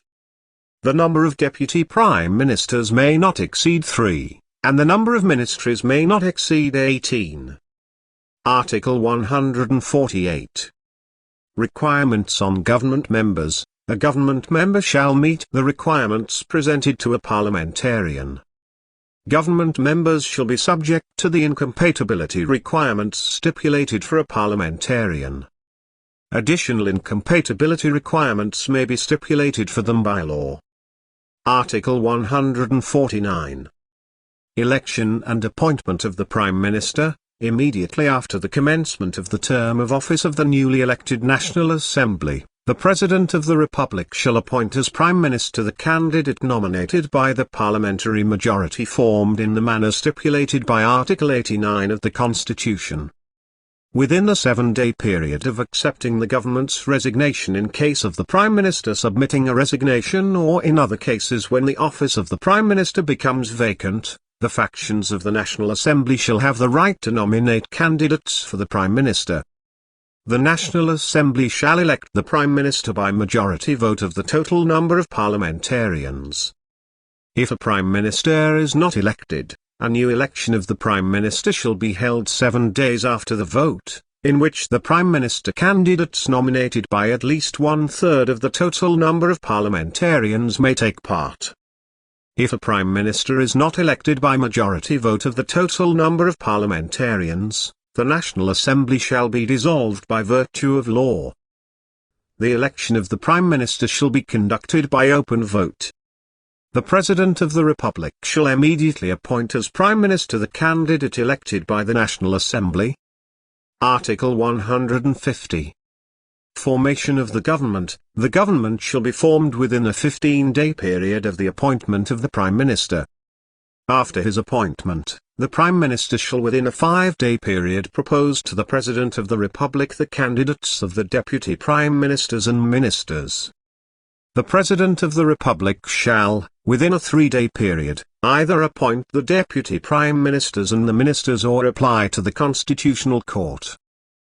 The Constitutional Court shall examine the application and make a decision within a 5-day period. If the President of the Republic does not fulfill the requirements stipulated by this article within a 3-day period, then the relevant Deputy Prime Minister or Minister shall be deemed appointed by virtue of law. Article 151. The program of the government. Within a 20-day period of the formation of the government, the Prime Minister shall present to the National Assembly the program of the government. The National Assembly shall approve the program of the government within a 7-day period by majority vote of the total number of parliamentarians. If the National Assembly does not approve the program of the government and does not elect a new Prime Minister in accordance with paragraphs 2 and 3 of Article 149 of the Constitution, then the National Assembly shall be dissolved by virtue of law. If the National Assembly elects the Prime Minister, but once again does not approve the program of the government, the National Assembly shall be dissolved by virtue of law. Paragraph 3 of this article shall not apply to the program of the government formed in accordance with Article 115 of the Constitution. If the program of such government is not approved, the National Assembly shall be dissolved by virtue of law. Article 152. Powers of the Prime Minister and other members of the government. The Prime Minister shall, within the framework of the program of the government, determine the general guidelines of the government's policy, direct the activities of the government, and coordinate the work of the government members. On specific issues, the Prime Minister may give instructions to the government members. The Prime Minister shall lead the Security Council, the procedure of formation and operation of which shall be stipulated by law. The Deputy Prime Ministers shall, by instruction of the Prime Minister, coordinate specific areas of activities of the government. One of the Deputy Prime Ministers shall, in the manner established by the Prime Minister, replace him during his absence. Each minister shall independently direct the portfolio entrusted in his ministry. The members of the government shall have the power to adopt sub-legislative normative legal acts. Article 153. Sittings and decisions of the government. The Prime Minister shall invite and chair the sittings of the government. Decisions of the government shall be signed by the Prime Minister. The government shall have the power to adopt sub-legislative normative legal acts. Article 154. Economic and financial policies. The government shall implement coherent state finance, economic, credit, and tax policies. The government shall administer the state property. Article 155. The armed forces. The armed forces shall be subordinate to the government. A decision on engagement of the armed forces shall be taken by the government. In case of urgent necessity, a decision on engagement of the armed forces shall be taken by the Prime Minister upon proposal by the Minister of Defence, and the Prime Minister shall immediately inform the government members about it. The general guidelines of defence policy shall be stipulated by the Security Council. Within such general guidelines, the Minister of Defence shall conduct the command of the armed forces. The highest military official of the armed forces shall be the Chief of the General Staff, who shall be appointed by the President of the Republic by proposal of the Prime Minister for the term stipulated by law. The Chief of the General Staff shall be subordinate to the Minister of Defence in the absence of war. During wartime, the Prime Minister shall be the supreme commander of the armed forces. The subordination and command of the armed forces, as well as other details, shall be stipulated by law. Article 156. Annual report of the government to the National Assembly. For each year, the government shall present a report to the National Assembly on the implementation progress and results of its program. Article 157. The question of confidence in the government. The government may put forward the question on confidence in the government with respect to the adoption of a draft law presented by the government. The draft decision on expressing confidence in the government shall be put to the vote no later than within 72 hours of its presentation. The decision shall be adopted by majority vote of the total number of parliamentarians by open vote. If the draft decision on expressing confidence in the government is accepted, the draft law presented by the government shall be deemed adopted. The government may put forward the question of its confidence with respect to a draft law not more than twice during any given session. The government may not put forward the question of its confidence with respect to the adoption of a draft constitutional law. The government may not put forward the question of its confidence during martial law or a state of emergency. Article 158. Resignation of the government. The government shall present its resignation to the President of the Republic on the day of the first session of the newly elected National Assembly, on the day of expressing non-confidence in the government, on the day of not approving the program of the government, on the day of the Prime Minister submitting his resignation, or on the day on which the office of the Prime Minister becomes vacant. The members of the government shall continue discharging their duties until a new government is formed. Article 159. Bodies of the State Administration System. The bodies of the state administration system shall be the ministries, as well as other bodies subordinate to the government, the Prime Minister, and the ministries, the powers and procedure of formation of which shall be stipulated by law. Article 160. Implementation of the regional policy of the government. The government shall implement its regional policy in the MASs through the MAS governors. The MAS governors shall be appointed and dismissed by the government. The MAS governors shall coordinate the activities of the regional subdivisions of the state administration bodies, except for cases stipulated by law. The peculiarities of regional administration in Yerevan shall be stipulated by law. Article 161. The Public Council. The Public Council shall be a body consultative to the government. The procedure of the formation and operation of the Public Council shall be stipulated by law. Chapter 7. Courts and the Supreme Judicial Council. Article 162. The administration of justice. In the Republic of Armenia, justice shall be administered solely by courts in accordance with the constitution and laws. Any interference with the administration of justice shall be prohibited. Article 163. The courts, the Constitutional Court, the Cassation Court, Appellate Courts, General Jurisdiction First Instance Courts, and the Administrative Court shall operate in the Republic of Armenia. In cases prescribed by law, specialized courts may be created. The creation of extraordinary courts shall be prohibited. Article 164. The status of a judge. When administering justice, a judge shall be independent and impartial and act only in accordance with the Constitution and the laws. A judge may not be held liable for opinions expressed or judicial acts rendered in the course of administering justice, unless features of a crime or disciplinary offense are present. Criminal prosecution of a judge of the Constitutional Court with respect to the performance of his duties may be initiated only with the consent of the Constitutional Court.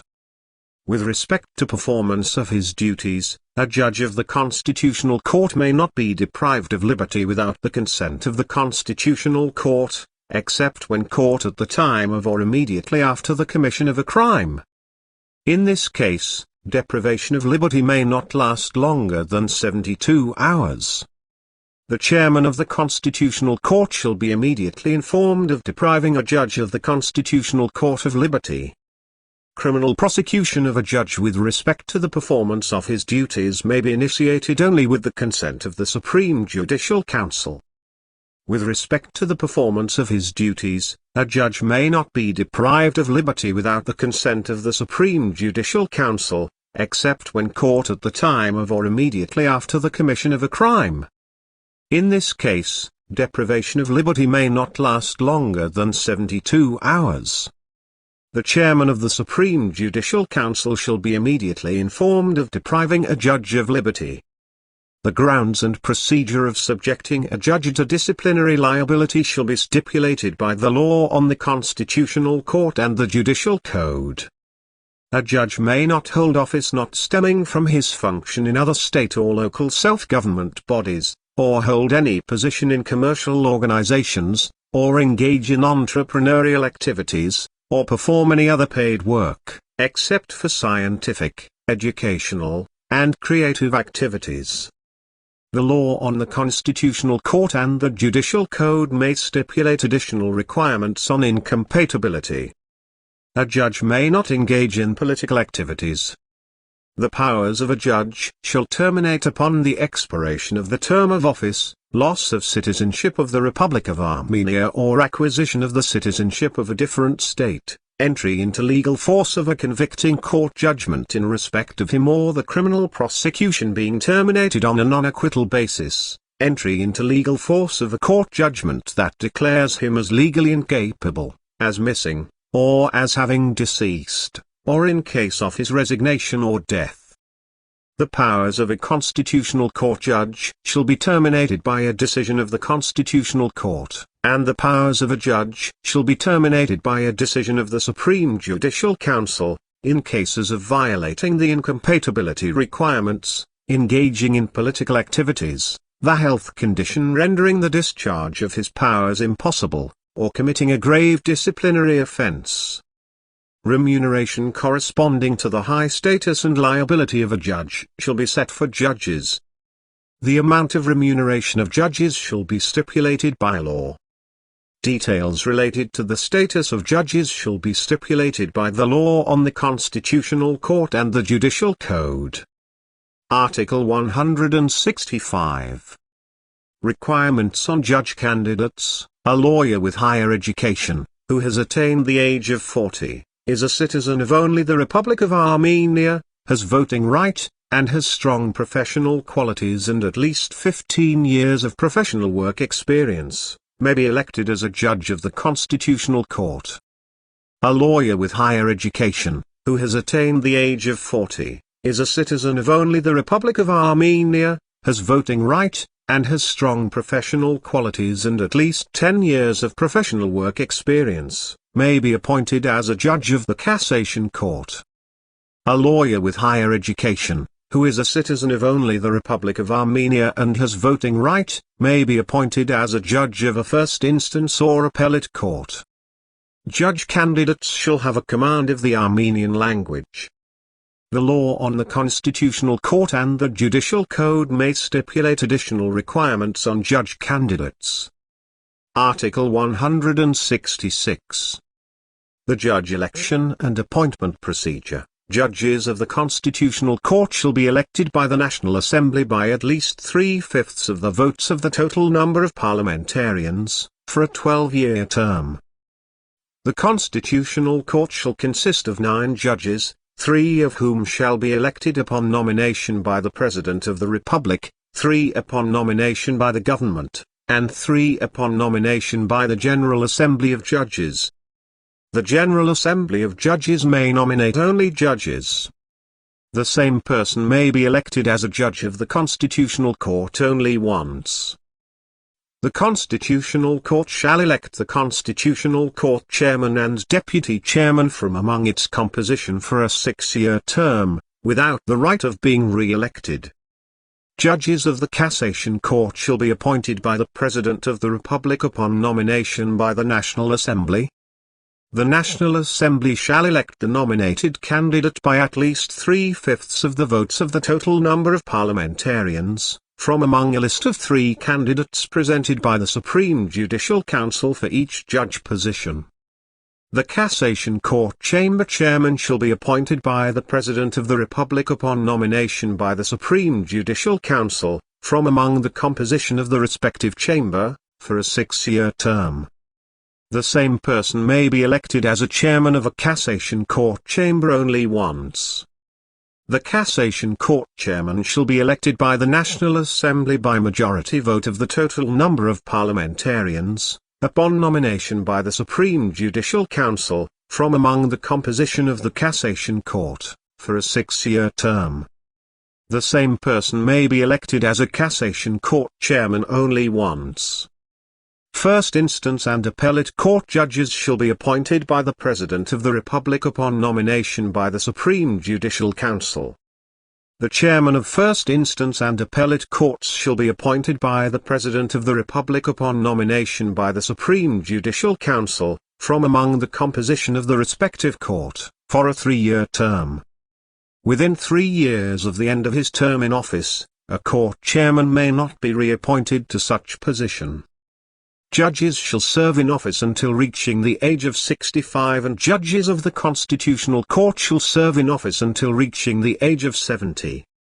Details related to the election and appointment of judges shall be stipulated by the law on the Constitutional Court and the Judicial Code. Article 167. The Constitutional Court. Constitutional justice shall be administered by the Constitutional Court, ensuring the primacy of the Constitution. When administering justice, the Constitutional Court shall be independent and shall abide only by the Constitution. The powers of the Constitutional Court shall be stipulated by the Constitution, while the procedure of its formation and functioning shall be stipulated by the Constitution and the law on the Constitutional Court. Article 168. Powers of the Constitutional Court. The Constitutional Court shall, in the manner stipulated by the law on the Constitutional Court, determine the conformity with the Constitution of laws, decisions of the National Assembly, orders and decrees of the President of the Republic, decisions of the Government and the Prime Minister, and sub-legislative normative legal acts. Prior to the adoption of the draft constitutional amendments, as well as drafts of legal acts put to a referendum, determine their conformity with the Constitution. Prior to the ratification of an international treaty, determine the conformity with the Constitution of obligations enshrined therein. Resolve disputes arising between constitutional bodies with respect to their constitutional powers. Resolve disputes related to decisions adopted with respect to the results of a referendum or the results of elections of the National Assembly and the President of the Republic. Render a decision on termination of the powers of a parliamentarian. Issue an opinion on the existence of a ground for impeaching the President of the Republic. Render a decision on the impossibility for the President of the Republic to discharge his powers. Solve the question of imposing disciplinary liability on a judge of the Constitutional Court. Solve the question of terminating the powers of a judge of the Constitutional Court. solve the question on initiating criminal prosecution against a judge of the Constitutional Court or consenting to depriving him of liberty with respect to the performance of his duties and, in cases stipulated by law, render a decision on suspending or prohibiting the activities of a party. Article 169. Applying to the Constitutional Court. The following may apply to the Constitutional Court. The National Assembly A in the cases stipulated by paragraph 12 of Article 168 of the Constitution in the case stipulated by paragraph 7 of Article 168 of the Constitution A by a decision adopted by majority vote of the total number of parliamentarians, and in the case stipulated by paragraph 10 of Article 168 of the Constitution A by a decision adopted by at least a 3/5 majority vote of total number of parliamentarians. At least 1/5 of the total number of parliamentarians A in the cases stipulated by paragraphs 1, 4, and 6 of Article 168 of the Constitution. A faction of the National Assembly A for disputes related to decisions adopted with respect to the results of a referendum or the results of election of the President of the Republic. The President of the Republic A in the cases stipulated by paragraph 1 of Article 129, paragraph 2 of Article 139, Article 150. Or paragraphs 1 and 4 of Article 168 of the Constitution. The Government A in the cases stipulated by paragraphs 1, 4, 8, and 12 of Article 168 of the Constitution. The Supreme Judicial Council A in the cases stipulated by paragraph 4 of Article 168 of the Constitution. Local self-government bodies A with a question regarding the conformity with the Constitution of normative legal acts stipulated by paragraph 1 of Article 168 of the Constitution that violates their constitutional rights, as well as in the cases stipulated by paragraph 4 of Article 168 of the Constitution. Everyone A in a concrete case when there is a final act of court, all judicial remedies have been exhausted, and the person challenges the constitutionality of a provision of a normative legal act applied in relation to him by such act of court, which has led to a violation of his fundamental rights and freedoms enshrined in Chapter 2 of the Constitution. Taking into account also the construal of such provision in its practical legal application. The Prosecutor General A concerning the constitutionality of provisions of normative legal acts related to a specific set of proceedings conducted by the Prosecution Office, as well as in the case stipulated by paragraph 11 of Article 168 of the Constitution. The Human Rights Defender A concerning the conformity of the normative legal acts listed in paragraph 1 of Article 168 of the Constitution with the provisions of Chapter 2 of the Constitution. Parties or party alliances that participated in the National Assembly election A on disputes connected with decisions taken on the results of the National Assembly election. The candidates for the President of the Republic A on disputes connected with decisions taken on the results of the election of the President of the Republic and at least 3 judges of the Constitutional Court A in the case stipulated by paragraph 9 of Article 168 of the Constitution. The National Assembly shall apply to the Constitutional Court in the cases stipulated by paragraph 2 of Article 168 of the Constitution with questions related to amending the Constitution, acceding to supranational international organizations, or changing the territory. An authorized representative of a popular initiative shall apply to the Constitutional Court with a question concerning a draft law put to a referendum by popular initiative. The government shall apply to the Constitutional Court in the case stipulated by paragraph 3 of Article 168 of the Constitution. Courts shall apply to the Constitutional Court on the issue of constitutionality of a normative legal act subject to application in a specific case within their proceedings, if they have grounded suspicion over its constitutionality and find that the solution of the particular case is possible only through the application of the normative legal act in question.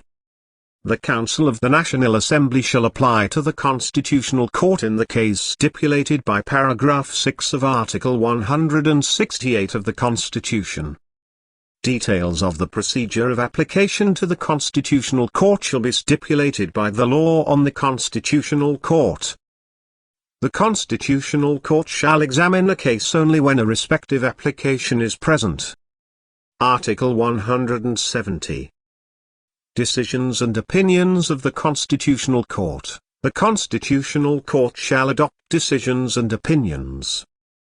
Decisions and opinions of the Constitutional Court shall be final and shall enter into force at the moment of being published. The Constitutional Court may set out in its decision a later date of invalidating a normative legal act contravening the Constitution or a part of such normative act.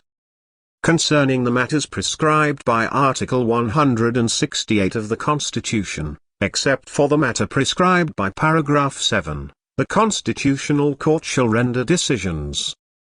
Concerning the matter prescribed by paragraph 7 of Article 168, it shall issue an opinion.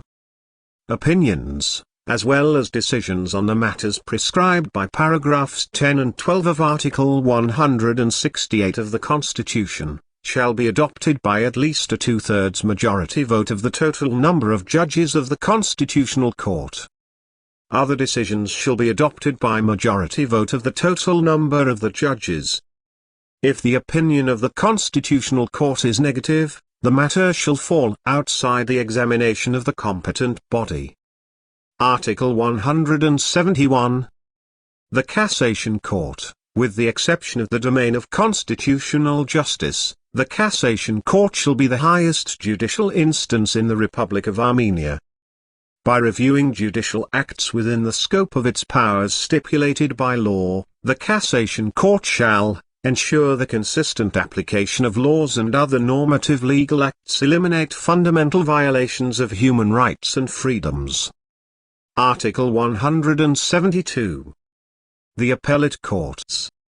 Appellate courts are the judicial instance that reviews the judicial acts of first instance courts within the framework of powers stipulated by law.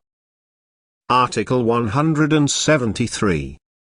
The Supreme Judicial Council. The Supreme Judicial Council is an independent state body that shall safeguard the independence of courts and judges.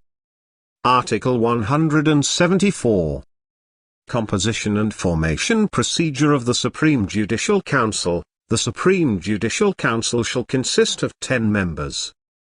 5 of the members of the Supreme Judicial Council shall be elected by the General Assembly of Judges from among judges having at least 10 years of judge experience. Judges of all instances of courts shall be included in the Supreme Judicial Council.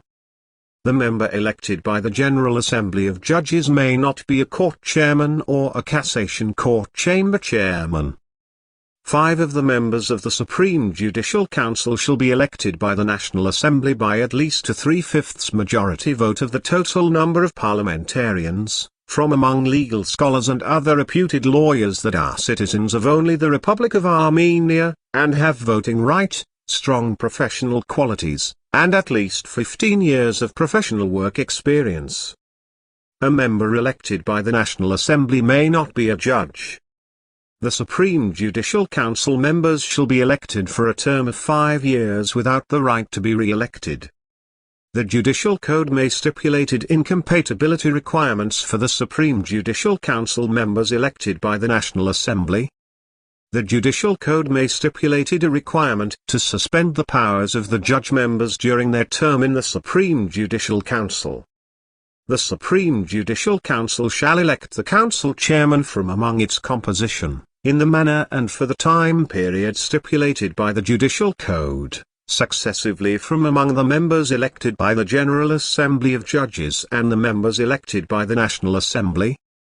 Details of the formation of the Supreme Judicial Council shall be stipulated by the Judicial Code. Article 175. Powers of the Supreme Judicial Council.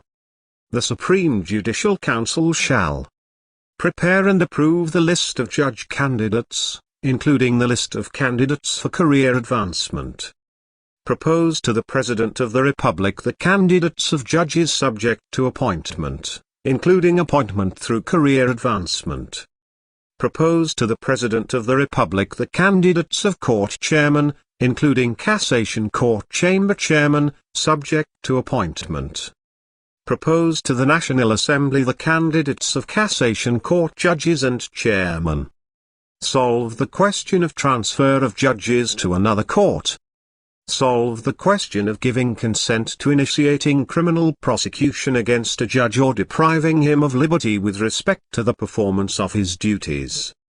Solve the question of imposing disciplinary liability upon a judge. Solve the question of terminating the powers of judges. Approve the estimate of its costs and the cost estimates of courts, and present them to the government for incorporation in the draft state budget in the manner stipulated by law and form its staff in accordance with law. When discussing the question of imposing disciplinary liability upon a judge, as well as in other cases stipulated by the Judicial Code, the Supreme Judicial Council shall act as a court. The Supreme Judicial Council shall adopt sub-legislative normative legal acts in the cases and manner stipulated by law. Other powers and the operating procedure of the Supreme Judicial Council shall be stipulated by the Judicial Code. Chapter 8. The Prosecution Office and the Investigative Organs, Article 176. The Prosecution Office. The Prosecution Office is a unified system that is led by the Prosecutor General. The Prosecution Office shall, in the cases and manner stipulated by law, initiate criminal prosecution, supervise the lawfulness of the pre-trial criminal proceedings, defend the charges in court, appeal the rulings, judgments, and decisions of courts, and supervise the lawfulness of enforcement of sentences and other coercive measures. In exceptional cases stipulated by law and in the manner stipulated by law, the Prosecution Office shall initiate a claim in court for the protection of state interests. The Prosecution Office shall operate within the framework of the powers reserved for it by the Constitution, on the basis of law. The procedure of formation and functioning of the Prosecution Office shall be stipulated by law. Article 177. The Prosecutor General shall, upon nomination by the competent Standing Committee of the National Assembly, be elected by the National Assembly for a 6-year term by at least a 3/5 majority vote of the total number of parliamentarians. The same person may not be elected as Prosecutor General for more than 2 consecutive terms. A lawyer with higher education, who has attained the age of 35, is a citizen of only the Republic of Armenia, has voting right, and has strong professional qualities and at least 10 years of professional work experience may be elected as the Prosecutor General. The law may stipulate additional requirements for the Prosecutor General. In cases stipulated by law, the National Assembly may dismiss the Prosecutor General by at least a 3/5 majority vote of the total number of parliamentarians. Article 178. The investigative organs shall, in the cases and manner stipulated by law, organize and conduct the pre-trial criminal proceedings. The status and powers of investigative organs and the procedure of their formation and operation shall be stipulated by law. Chapter 9.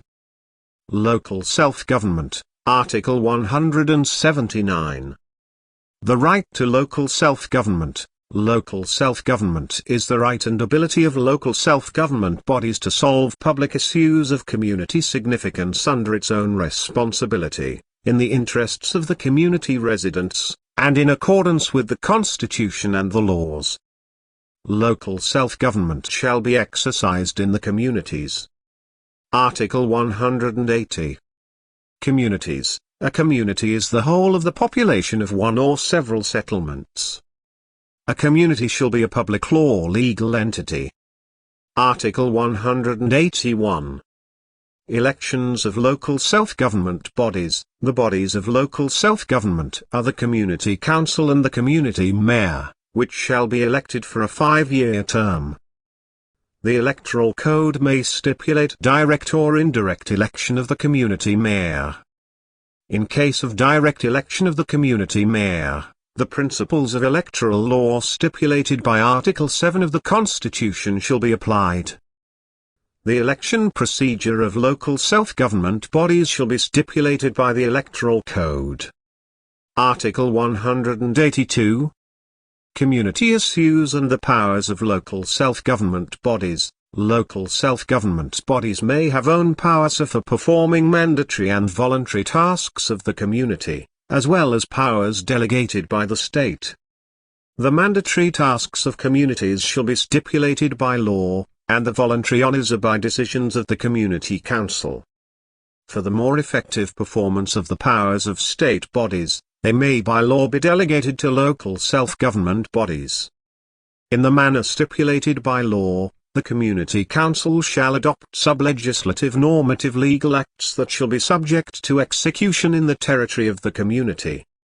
The community mayor shall carry out the Community Council's decisions and manage the community staff. The community mayor shall be accountable before the Community Council. The powers of local self-government bodies shall be stipulated by law. Article 183. Direct participation in the administration of community affairs. The community residents may directly participate in the administration of community affairs by solving public issues of community significance through a local referendum. The procedure of conducting a local referendum and other modes of direct participation of community residents in the administration of community affairs shall be stipulated by law. Article 184. Community property. A community shall have property right on land and other property. Land located within the territory of a community, with the exception of land owned by the state, as well as by natural persons or legal entities, shall be in the property of the community. The Community Council shall dispose the community property in the manner stipulated by law. Article 185. Community budget, local taxes, duties, and fees. A community shall have its budget, which shall be adopted by the Community Council upon presentation by the community mayor. The procedure of community budget revenue formation and expenditure execution shall be stipulated by law. Within the framework of rates stipulated by law, the Community Council shall set local taxes and duties. The Community Council may set fees payable to the community budget for services provided by the community. Article 186. The financing of communities. For the performance of mandatory tasks of communities, the law shall stipulate such tax and non-tax sources as are necessary for ensuring the performance of such tasks. The powers delegated to communities by the state shall be subject to mandatory financing from the state budget. To the extent of its resources, the state shall allocate funds for ensuring the proportionate development of communities. Article 187. Local self-government in Yerevan. Yerevan is a community. The peculiarities of local self-government in Yerevan shall be stipulated by law. Article 188. Legal and professional oversight. The government's authorized body shall, in the cases and manner stipulated by law, perform legal oversight of the exercise of the community's own powers. The government's authorized bodies shall, in the cases and manner stipulated by law, perform legal and professional oversight of the exercise of powers delegated by the state. Article 189. Inter-community unions. To improve the efficiency of local self-government, community councils may create inter-community unions. In view of public interests, inter-community unions may also be created by law by proposal of the government. An inter-community union may exercise only such powers that are reserved for it by law or by decisions of the community's councils. An inter-community union shall be a public law legal entity. Article 190. Merger and separation of communities. In view of public interests, communities may be merged or separated by law. When adopting the respective law, the National Assembly shall be obliged to listen to the opinion of such communities. Chapter 10.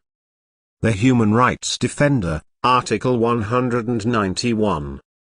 Functions and powers of the Human Rights Defender. The Human Rights Defender shall be an independent official, who shall follow the respect for human rights and freedoms by state and local self-government bodies and officials, as well as by organizations in cases stipulated by the law on the Human Rights Defender, and shall facilitate the restoration of violated rights and freedoms and the improvement of the normative legal acts related to human rights and freedoms. The Human Rights Defender shall present to the National Assembly an annual communication on his activities and on the situation of protection of human rights and freedoms. The communication may contain recommendations on legislative or other measures. State and local self-government bodies and officials shall be obliged to provide the necessary documents, information, and clarifications to and support the work of the Human Rights Defender in the manner stipulated by law. Other powers of the Human Rights Defender shall be stipulated by the law on the Human Rights Defender. Article 192. Election of the Human Rights Defender. The National Assembly shall, upon nomination by its competent standing committee, elect the Human Rights Defender for a 6-year term by at least a 3/5 majority vote of the total number of parliamentarians. Anyone who is held in high esteem among the public, has higher education, and meets the requirements stipulated for a parliamentarian may be elected as the Human Rights Defender. Article 193. Safeguards of the activities of the Human Rights Defender. The immunity rights stipulated for parliamentarians shall apply to the Human Rights Defender. The National Assembly shall solve the question of consenting to the initiation of criminal prosecution against the Human Rights Defender or to depriving him of liberty by at least a 3/5 majority vote of the total number of parliamentarians. The incompatibility requirements stipulated for parliamentarians shall apply to the Human Rights Defender. The Human Rights Defender may not be a member of any party or otherwise engage in political activities during his term in office. In public speeches, he shall exercise political restraint. The state shall ensure proper financing of the activities of the Human Rights Defender. The powers of the Human Rights Defender shall terminate when his term in office lapses, when he loses citizenship of the Republic of Armenia or acquires citizenship of another state, when a convicting judgment against him enters into legal force, when a final judgment declares him as legally incapable, missing, or dead, or when he dies or resigns. Other safeguards of the activities of the Human Rights Defender shall be stipulated by the law on the Human Rights Defender. Chapter 11. The Central Electoral Commission. Article 194. Functions and powers of the Central Electoral Commission. The system of electoral commissions. The Central Electoral Commission is an independent state body, which shall organize the elections of the National Assembly and local self-government bodies, as well as referenda, and shall supervise their lawfulness. In the cases and manner stipulated by law, the Central Electoral Commission shall adopt sub-legislative normative legal acts. The Central Electoral Commission shall present a communication about its activities to the National Assembly. The system of electoral commissions and their powers, procedure of formation and operation, and safeguards of activities shall be stipulated by the Electoral Code. Article 195. Formation, procedure and composition of the Central Electoral Commission. The Central Electoral Commission shall consist of 7 members. The Central Electoral Commission chairman and other members shall, upon nomination by the competent standing committee of the National Assembly, be elected by the National Assembly for a 6-year term by at least a 3/5 majority vote of the total number of parliamentarians. The same person may not be elected as a member, including chairman, of the Central Electoral Commission for more than 2 consecutive terms. Anyone who has higher education and meets the requirements prescribed for a parliamentarian may be elected as a member of the Central Electoral Commission. The incompatibility requirements stipulated for parliamentarians shall apply to members of the Central Electoral Commission. Additional incompatibility requirements may be stipulated for them by law. During their term in office, members of the Central Electoral Commission may not be members of any party or otherwise engage in political activities. In public speeches, they shall exercise political restraint. In case of violating any requirement of paragraphs 4 or 5 of this article, the powers of a member of the Central Electoral Commission shall be terminated by the National Assembly by at least a 3/5 majority vote of the total number of parliamentarians. Chapter 12. The Television and Radio Commission, Article 196. Functions and powers of the Television and Radio Commission. The Television and Radio Commission is an independent state body, which shall ensure the freedom, independence, and plurality of the broadcast media, and oversee the activities of television companies and radio companies. The Television and Radio Commission shall allocate air frequencies by public and competitive procedure. The Television and Radio Commission shall supervise the expression, in public television and radio, of the plurality of information programs, educational programs, cultural programs, and entertainment programs. The Television and Radio Commission shall present to the National Assembly an annual communication about its activities and about the freedom of information situation in television and the radio. In the cases and manner stipulated by law, the Television and Radio Commission shall adopt sub-legislative normative legal acts. The powers, as well as procedure and safeguards of activities of the Television and Radio Commission shall be stipulated by law. Article 197. Formation, procedure and composition of the Television and Radio Commission. The Television and Radio Commission shall consist of 7 members. The members of the Television and Radio Commission shall, upon nomination by the competent Standing Committee of the National Assembly, be elected by the National Assembly for a 6-year term by at least a 3/5 majority vote of the total number of parliamentarians. From among its members, the Television and Radio Commission shall elect the Commission Chairman. The same person may not be elected as a member, including Chairman, of the Television and Radio Commission for more than 2 consecutive terms. Anyone who has higher education, meets the requirements prescribed for a parliamentarian, and is a reputed specialist in the field of mass news media, may be elected as a member of the Television and Radio Commission. Additional requirements may be prescribed by law for the Commission members. The incompatibility requirements stipulated for parliamentarians shall apply to the members of the Television and Radio Commission. Additional incompatibility requirements may be stipulated for them by law. During their term in office, the members of the Television and Radio Commission may not be members of any party or otherwise engage in political activities. In public speeches, they shall exercise political restraint. In case of violating any requirement of paragraphs 4 or 5 of this article, the powers of a member of the Television and Radio Commission shall be terminated by the National Assembly by at least a 3/5 majority vote of the total number of parliamentarians. Chapter 13. The Audit Chamber, Article 198. Functions and powers of the Audit Chamber. The Audit Chamber is an independent state body that shall audit the lawful and efficient utilization of state and municipal budget funds, loans and borrowings received, as well as the state and community-owned property, in the field of public finance and public property. The Audit Chamber may conduct inspections of legal entities only in cases stipulated by law. The Audit Chamber shall operate on the basis of a program of activities approved by it.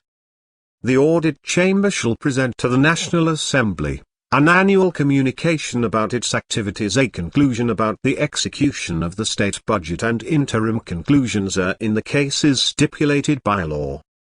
The powers, procedure of operation, and safeguards of activities of the audit chamber shall be stipulated by law. Article 199. Formation, procedure and composition of the audit chamber. The audit chamber shall consist of 7 members.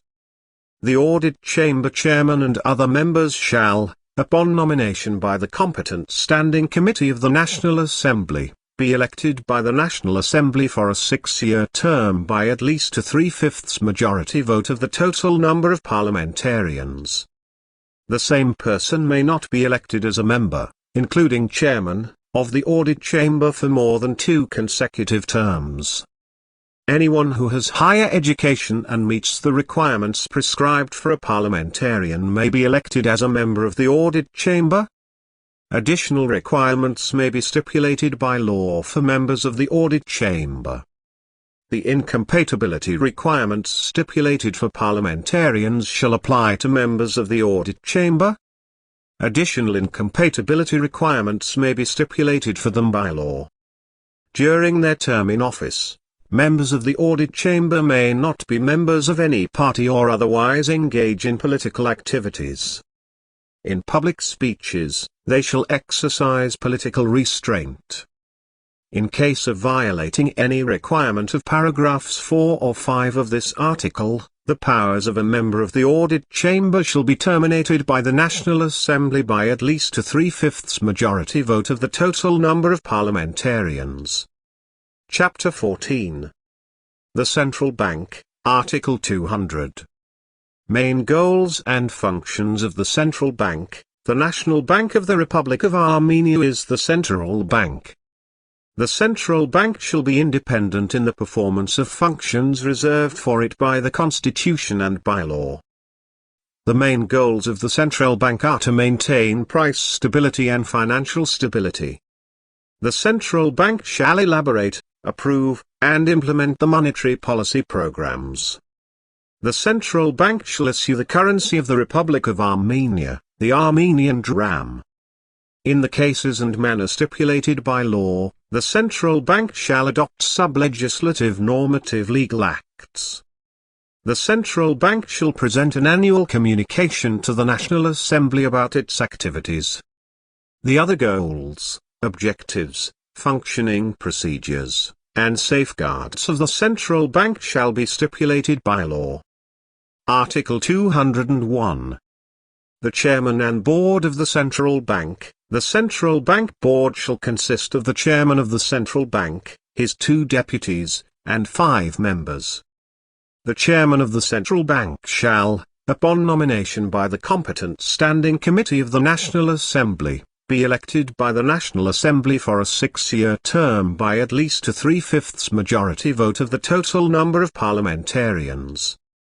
The same person may not be elected as chairman of the Central Bank for more than 2 consecutive terms. Other members of the Central Bank Board shall, upon nomination by the competent standing committee of the National Assembly, be elected by the National Assembly for a 6-year term by majority vote of the total number of parliamentarians. Anyone who has higher education and meets the requirements prescribed for a parliamentarian may be elected as a member of the Board of the Central Bank. The law may stipulate additional requirements for the board members of the Central Bank. The Central Bank Chairman and other members of the board shall be subject to the incompatibility requirements stipulated for parliamentarians. The Central Bank Chairman and other members of the board have the right to hold, in commercial organizations and foundations, a position stemming from their function. During their term in office, the board members of the Central Bank may not be members of any party or otherwise engage in political activities. In public speeches, they shall exercise political restraint. In case of violating any of the terms of paragraphs 3 or 4 of this article, the powers of the Central Bank Chairman shall be terminated by the National Assembly by at least a 3/5 majority vote of the total number of parliamentarians, while the powers of other members of the board shall be terminated by the National Assembly by a majority vote of the total number of parliamentarians. The powers of the Central Bank Chairman, his deputies, and board members shall be stipulated by law. Chapter 15. Adopting and amending the Constitution. The Referendum, Article 202. Adopting and amending the Constitution. The Constitution shall be adopted, and amendments to Chapters 1, 3, 7, 10, and 15, as well as Article 88, the first sentence of Paragraph 3 of Article 89, Paragraph 1 of Article 90, Paragraph 2 of Article 103, Articles 108, 115, 119, 120, 123, 125, 146, 149, and 155, and Paragraph 4 of Article 200 of the Constitution shall be adopted, only through a referendum. The right of the initiative to adopt or amend the Constitution shall belong to at least one-third of the total number of parliamentarians, the government, or 200,000 citizens having voting right. The National Assembly shall adopt a decision on putting a draft to the referendum by at least a two-thirds majority vote of the total number of parliamentarians. Except for the articles listed in Paragraph 1 above, amendments to the other articles of the Constitution shall be adopted by the National Assembly by at least a two-thirds majority vote of the total number of parliamentarians. The right of the respective initiative shall belong to at least one-quarter of the total number of parliamentarians, the government, or 150,000 citizens having voting right.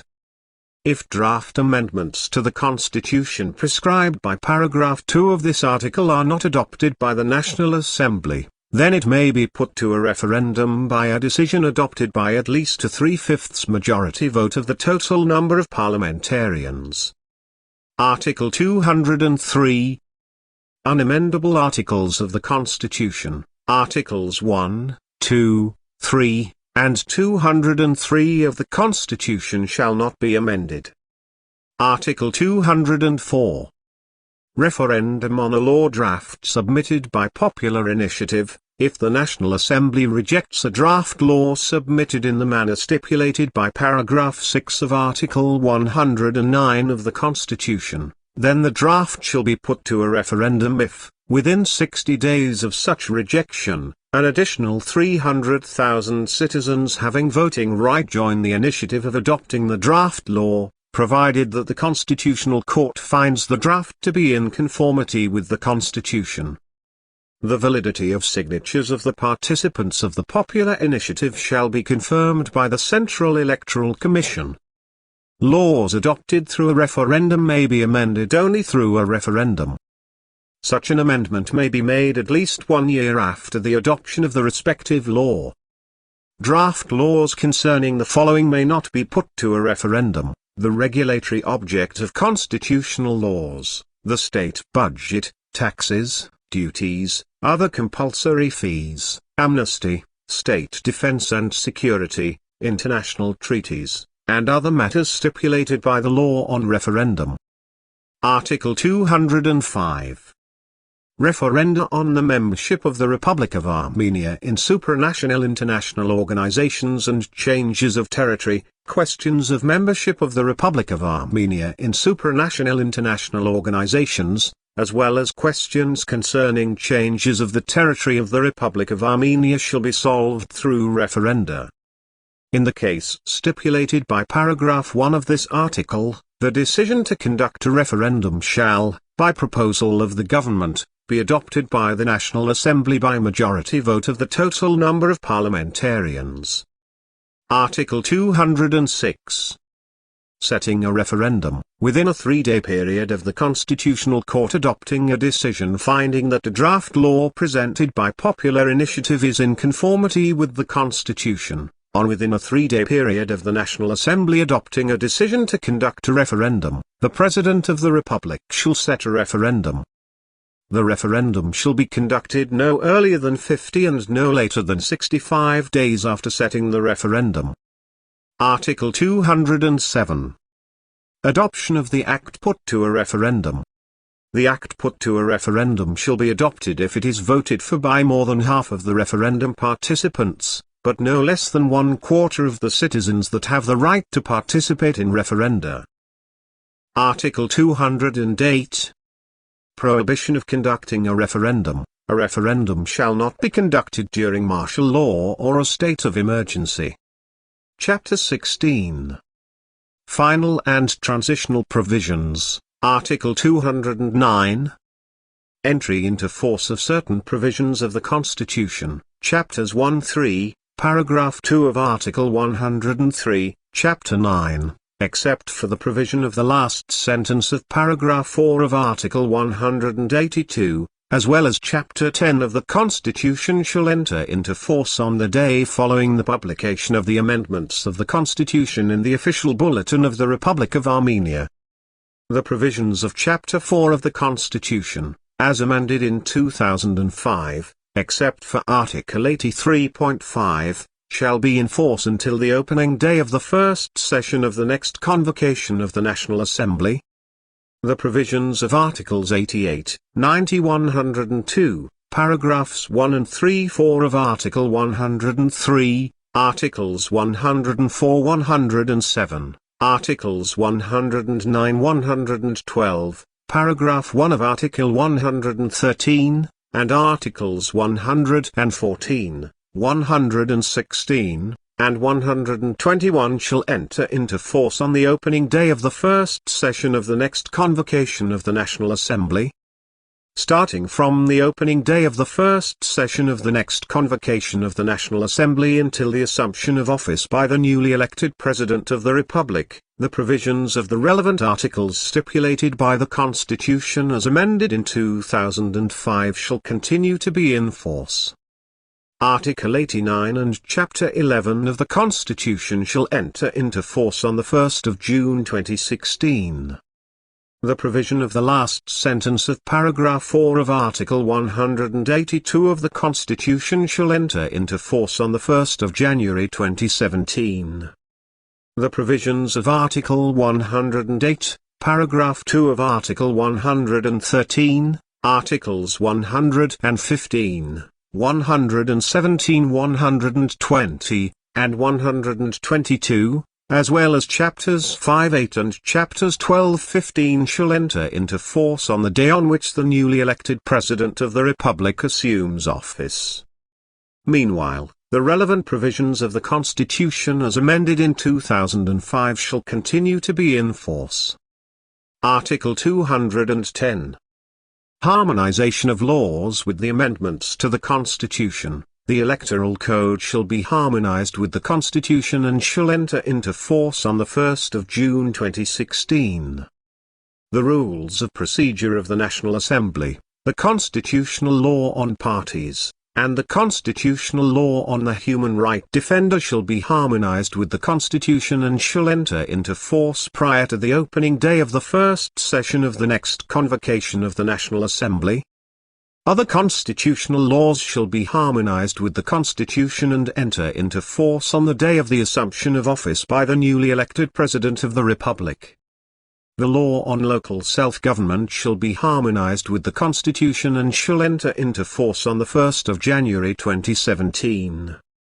The law on the prosecution office, the law on television and the radio, the law on the audit chamber, and the law on the central bank shall be harmonized with the Constitution and shall enter into force on the day on which the newly elected President of the Republic assumes office. Article 211. Election time frame of the President of the Republic. The first election of the President of the Republic in the manner stipulated by Article 125 of the Constitution shall be conducted no earlier than 40 days and no later than 30 days before the end of the term of office of the President of the Republic. In the third round of election of the President of the Republic, the candidate who receives the greater number of votes shall be elected as President of the Republic. Article 212. Resignation of the government. On the day on which the newly elected President of the Republic assumes office, the government shall submit its resignation. The President of the Republic shall immediately accept the resignation of the government. Article 213. Tenure of the Chairman and members of the Constitutional Court. The Constitutional Court chairman and members appointed prior to the entry into force of Chapter 7 of the Constitution shall continue to serve until the end of the term of their office stipulated by the Constitution amended in 2005. After the entry into force of Chapter 7 of the Constitution, nominations for vacant positions of Constitutional Court judges shall be made successively by the President of the Republic, the General Assembly of Judges, and the Government. Article 214. Formation of the Supreme Judicial Council. In accordance with Article 174 of the Constitution, the Supreme Judicial Council shall be formed no later than 1 month prior to the end of term in office of the President of the Republic. The powers of the Justice Council members shall lapse and the Supreme Judicial Council shall assume its powers on the day on which the powers of the President of the Republic end. The National Assembly and the General Assembly of Judges each shall elect respective 3 members of the first composition of the Supreme Judicial Council for a 5-year term, and 2 members of the first composition of the Supreme Judicial Council for a 3-year term. Article 215.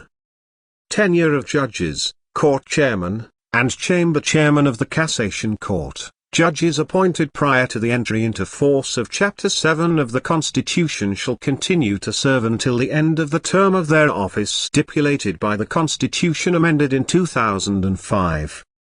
Court chairman and Cassation Court chamber chairman appointed prior to the entry into force of Chapter 7 of the Constitution shall continue to serve until the appointment or election of court chairman and Cassation Court chamber chairman in the manner stipulated by Article 166 of the Constitution, which shall be carried out not later than within 6 months of the formation of the Supreme Judicial Council. If the court chairman and Cassation Court chamber chairman appointed prior to the entry into force of Chapter 7 of the Constitution are not appointed as chairman of the respective courts or respective chambers of the Cassation Court in the manner and in the time period stipulated by Article 166 of the Constitution, they shall continue to serve as judges in the respective courts. Article 216. Tenure of the Prosecutor General. The Prosecutor General appointed prior to the entry into force of Chapter 8 of the Constitution shall continue to serve until the end of the term of his office stipulated by the Constitution amended in 2005. Article 217. Tenure of the community mayors and the members of the community councils. Community mayors and community council members elected prior to the entry into force of Chapter 9 of the Constitution shall continue to serve until the end of the term of their office stipulated by the Constitution amended in 2005. The provision stipulated in the last sentence of paragraph 4 of Article 182 shall apply after the election of local self-government bodies conducted after the entry into force of the law on local self-government. Article 218.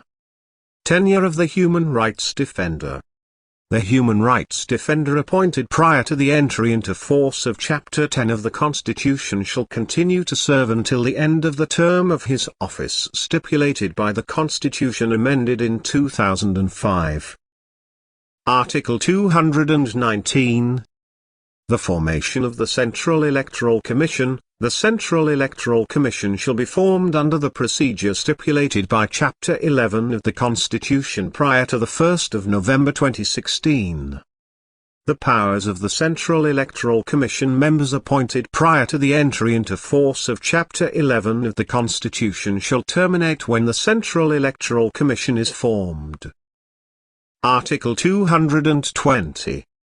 Tenure of the members of bodies prescribed by Chapters 12-14 of the Constitution. After the entry into force of Chapters 12-14 of the Constitution, the members of the bodies prescribed by those chapters shall continue to serve until the end of the term of their office stipulated by the Constitution amended in 2005 and by laws.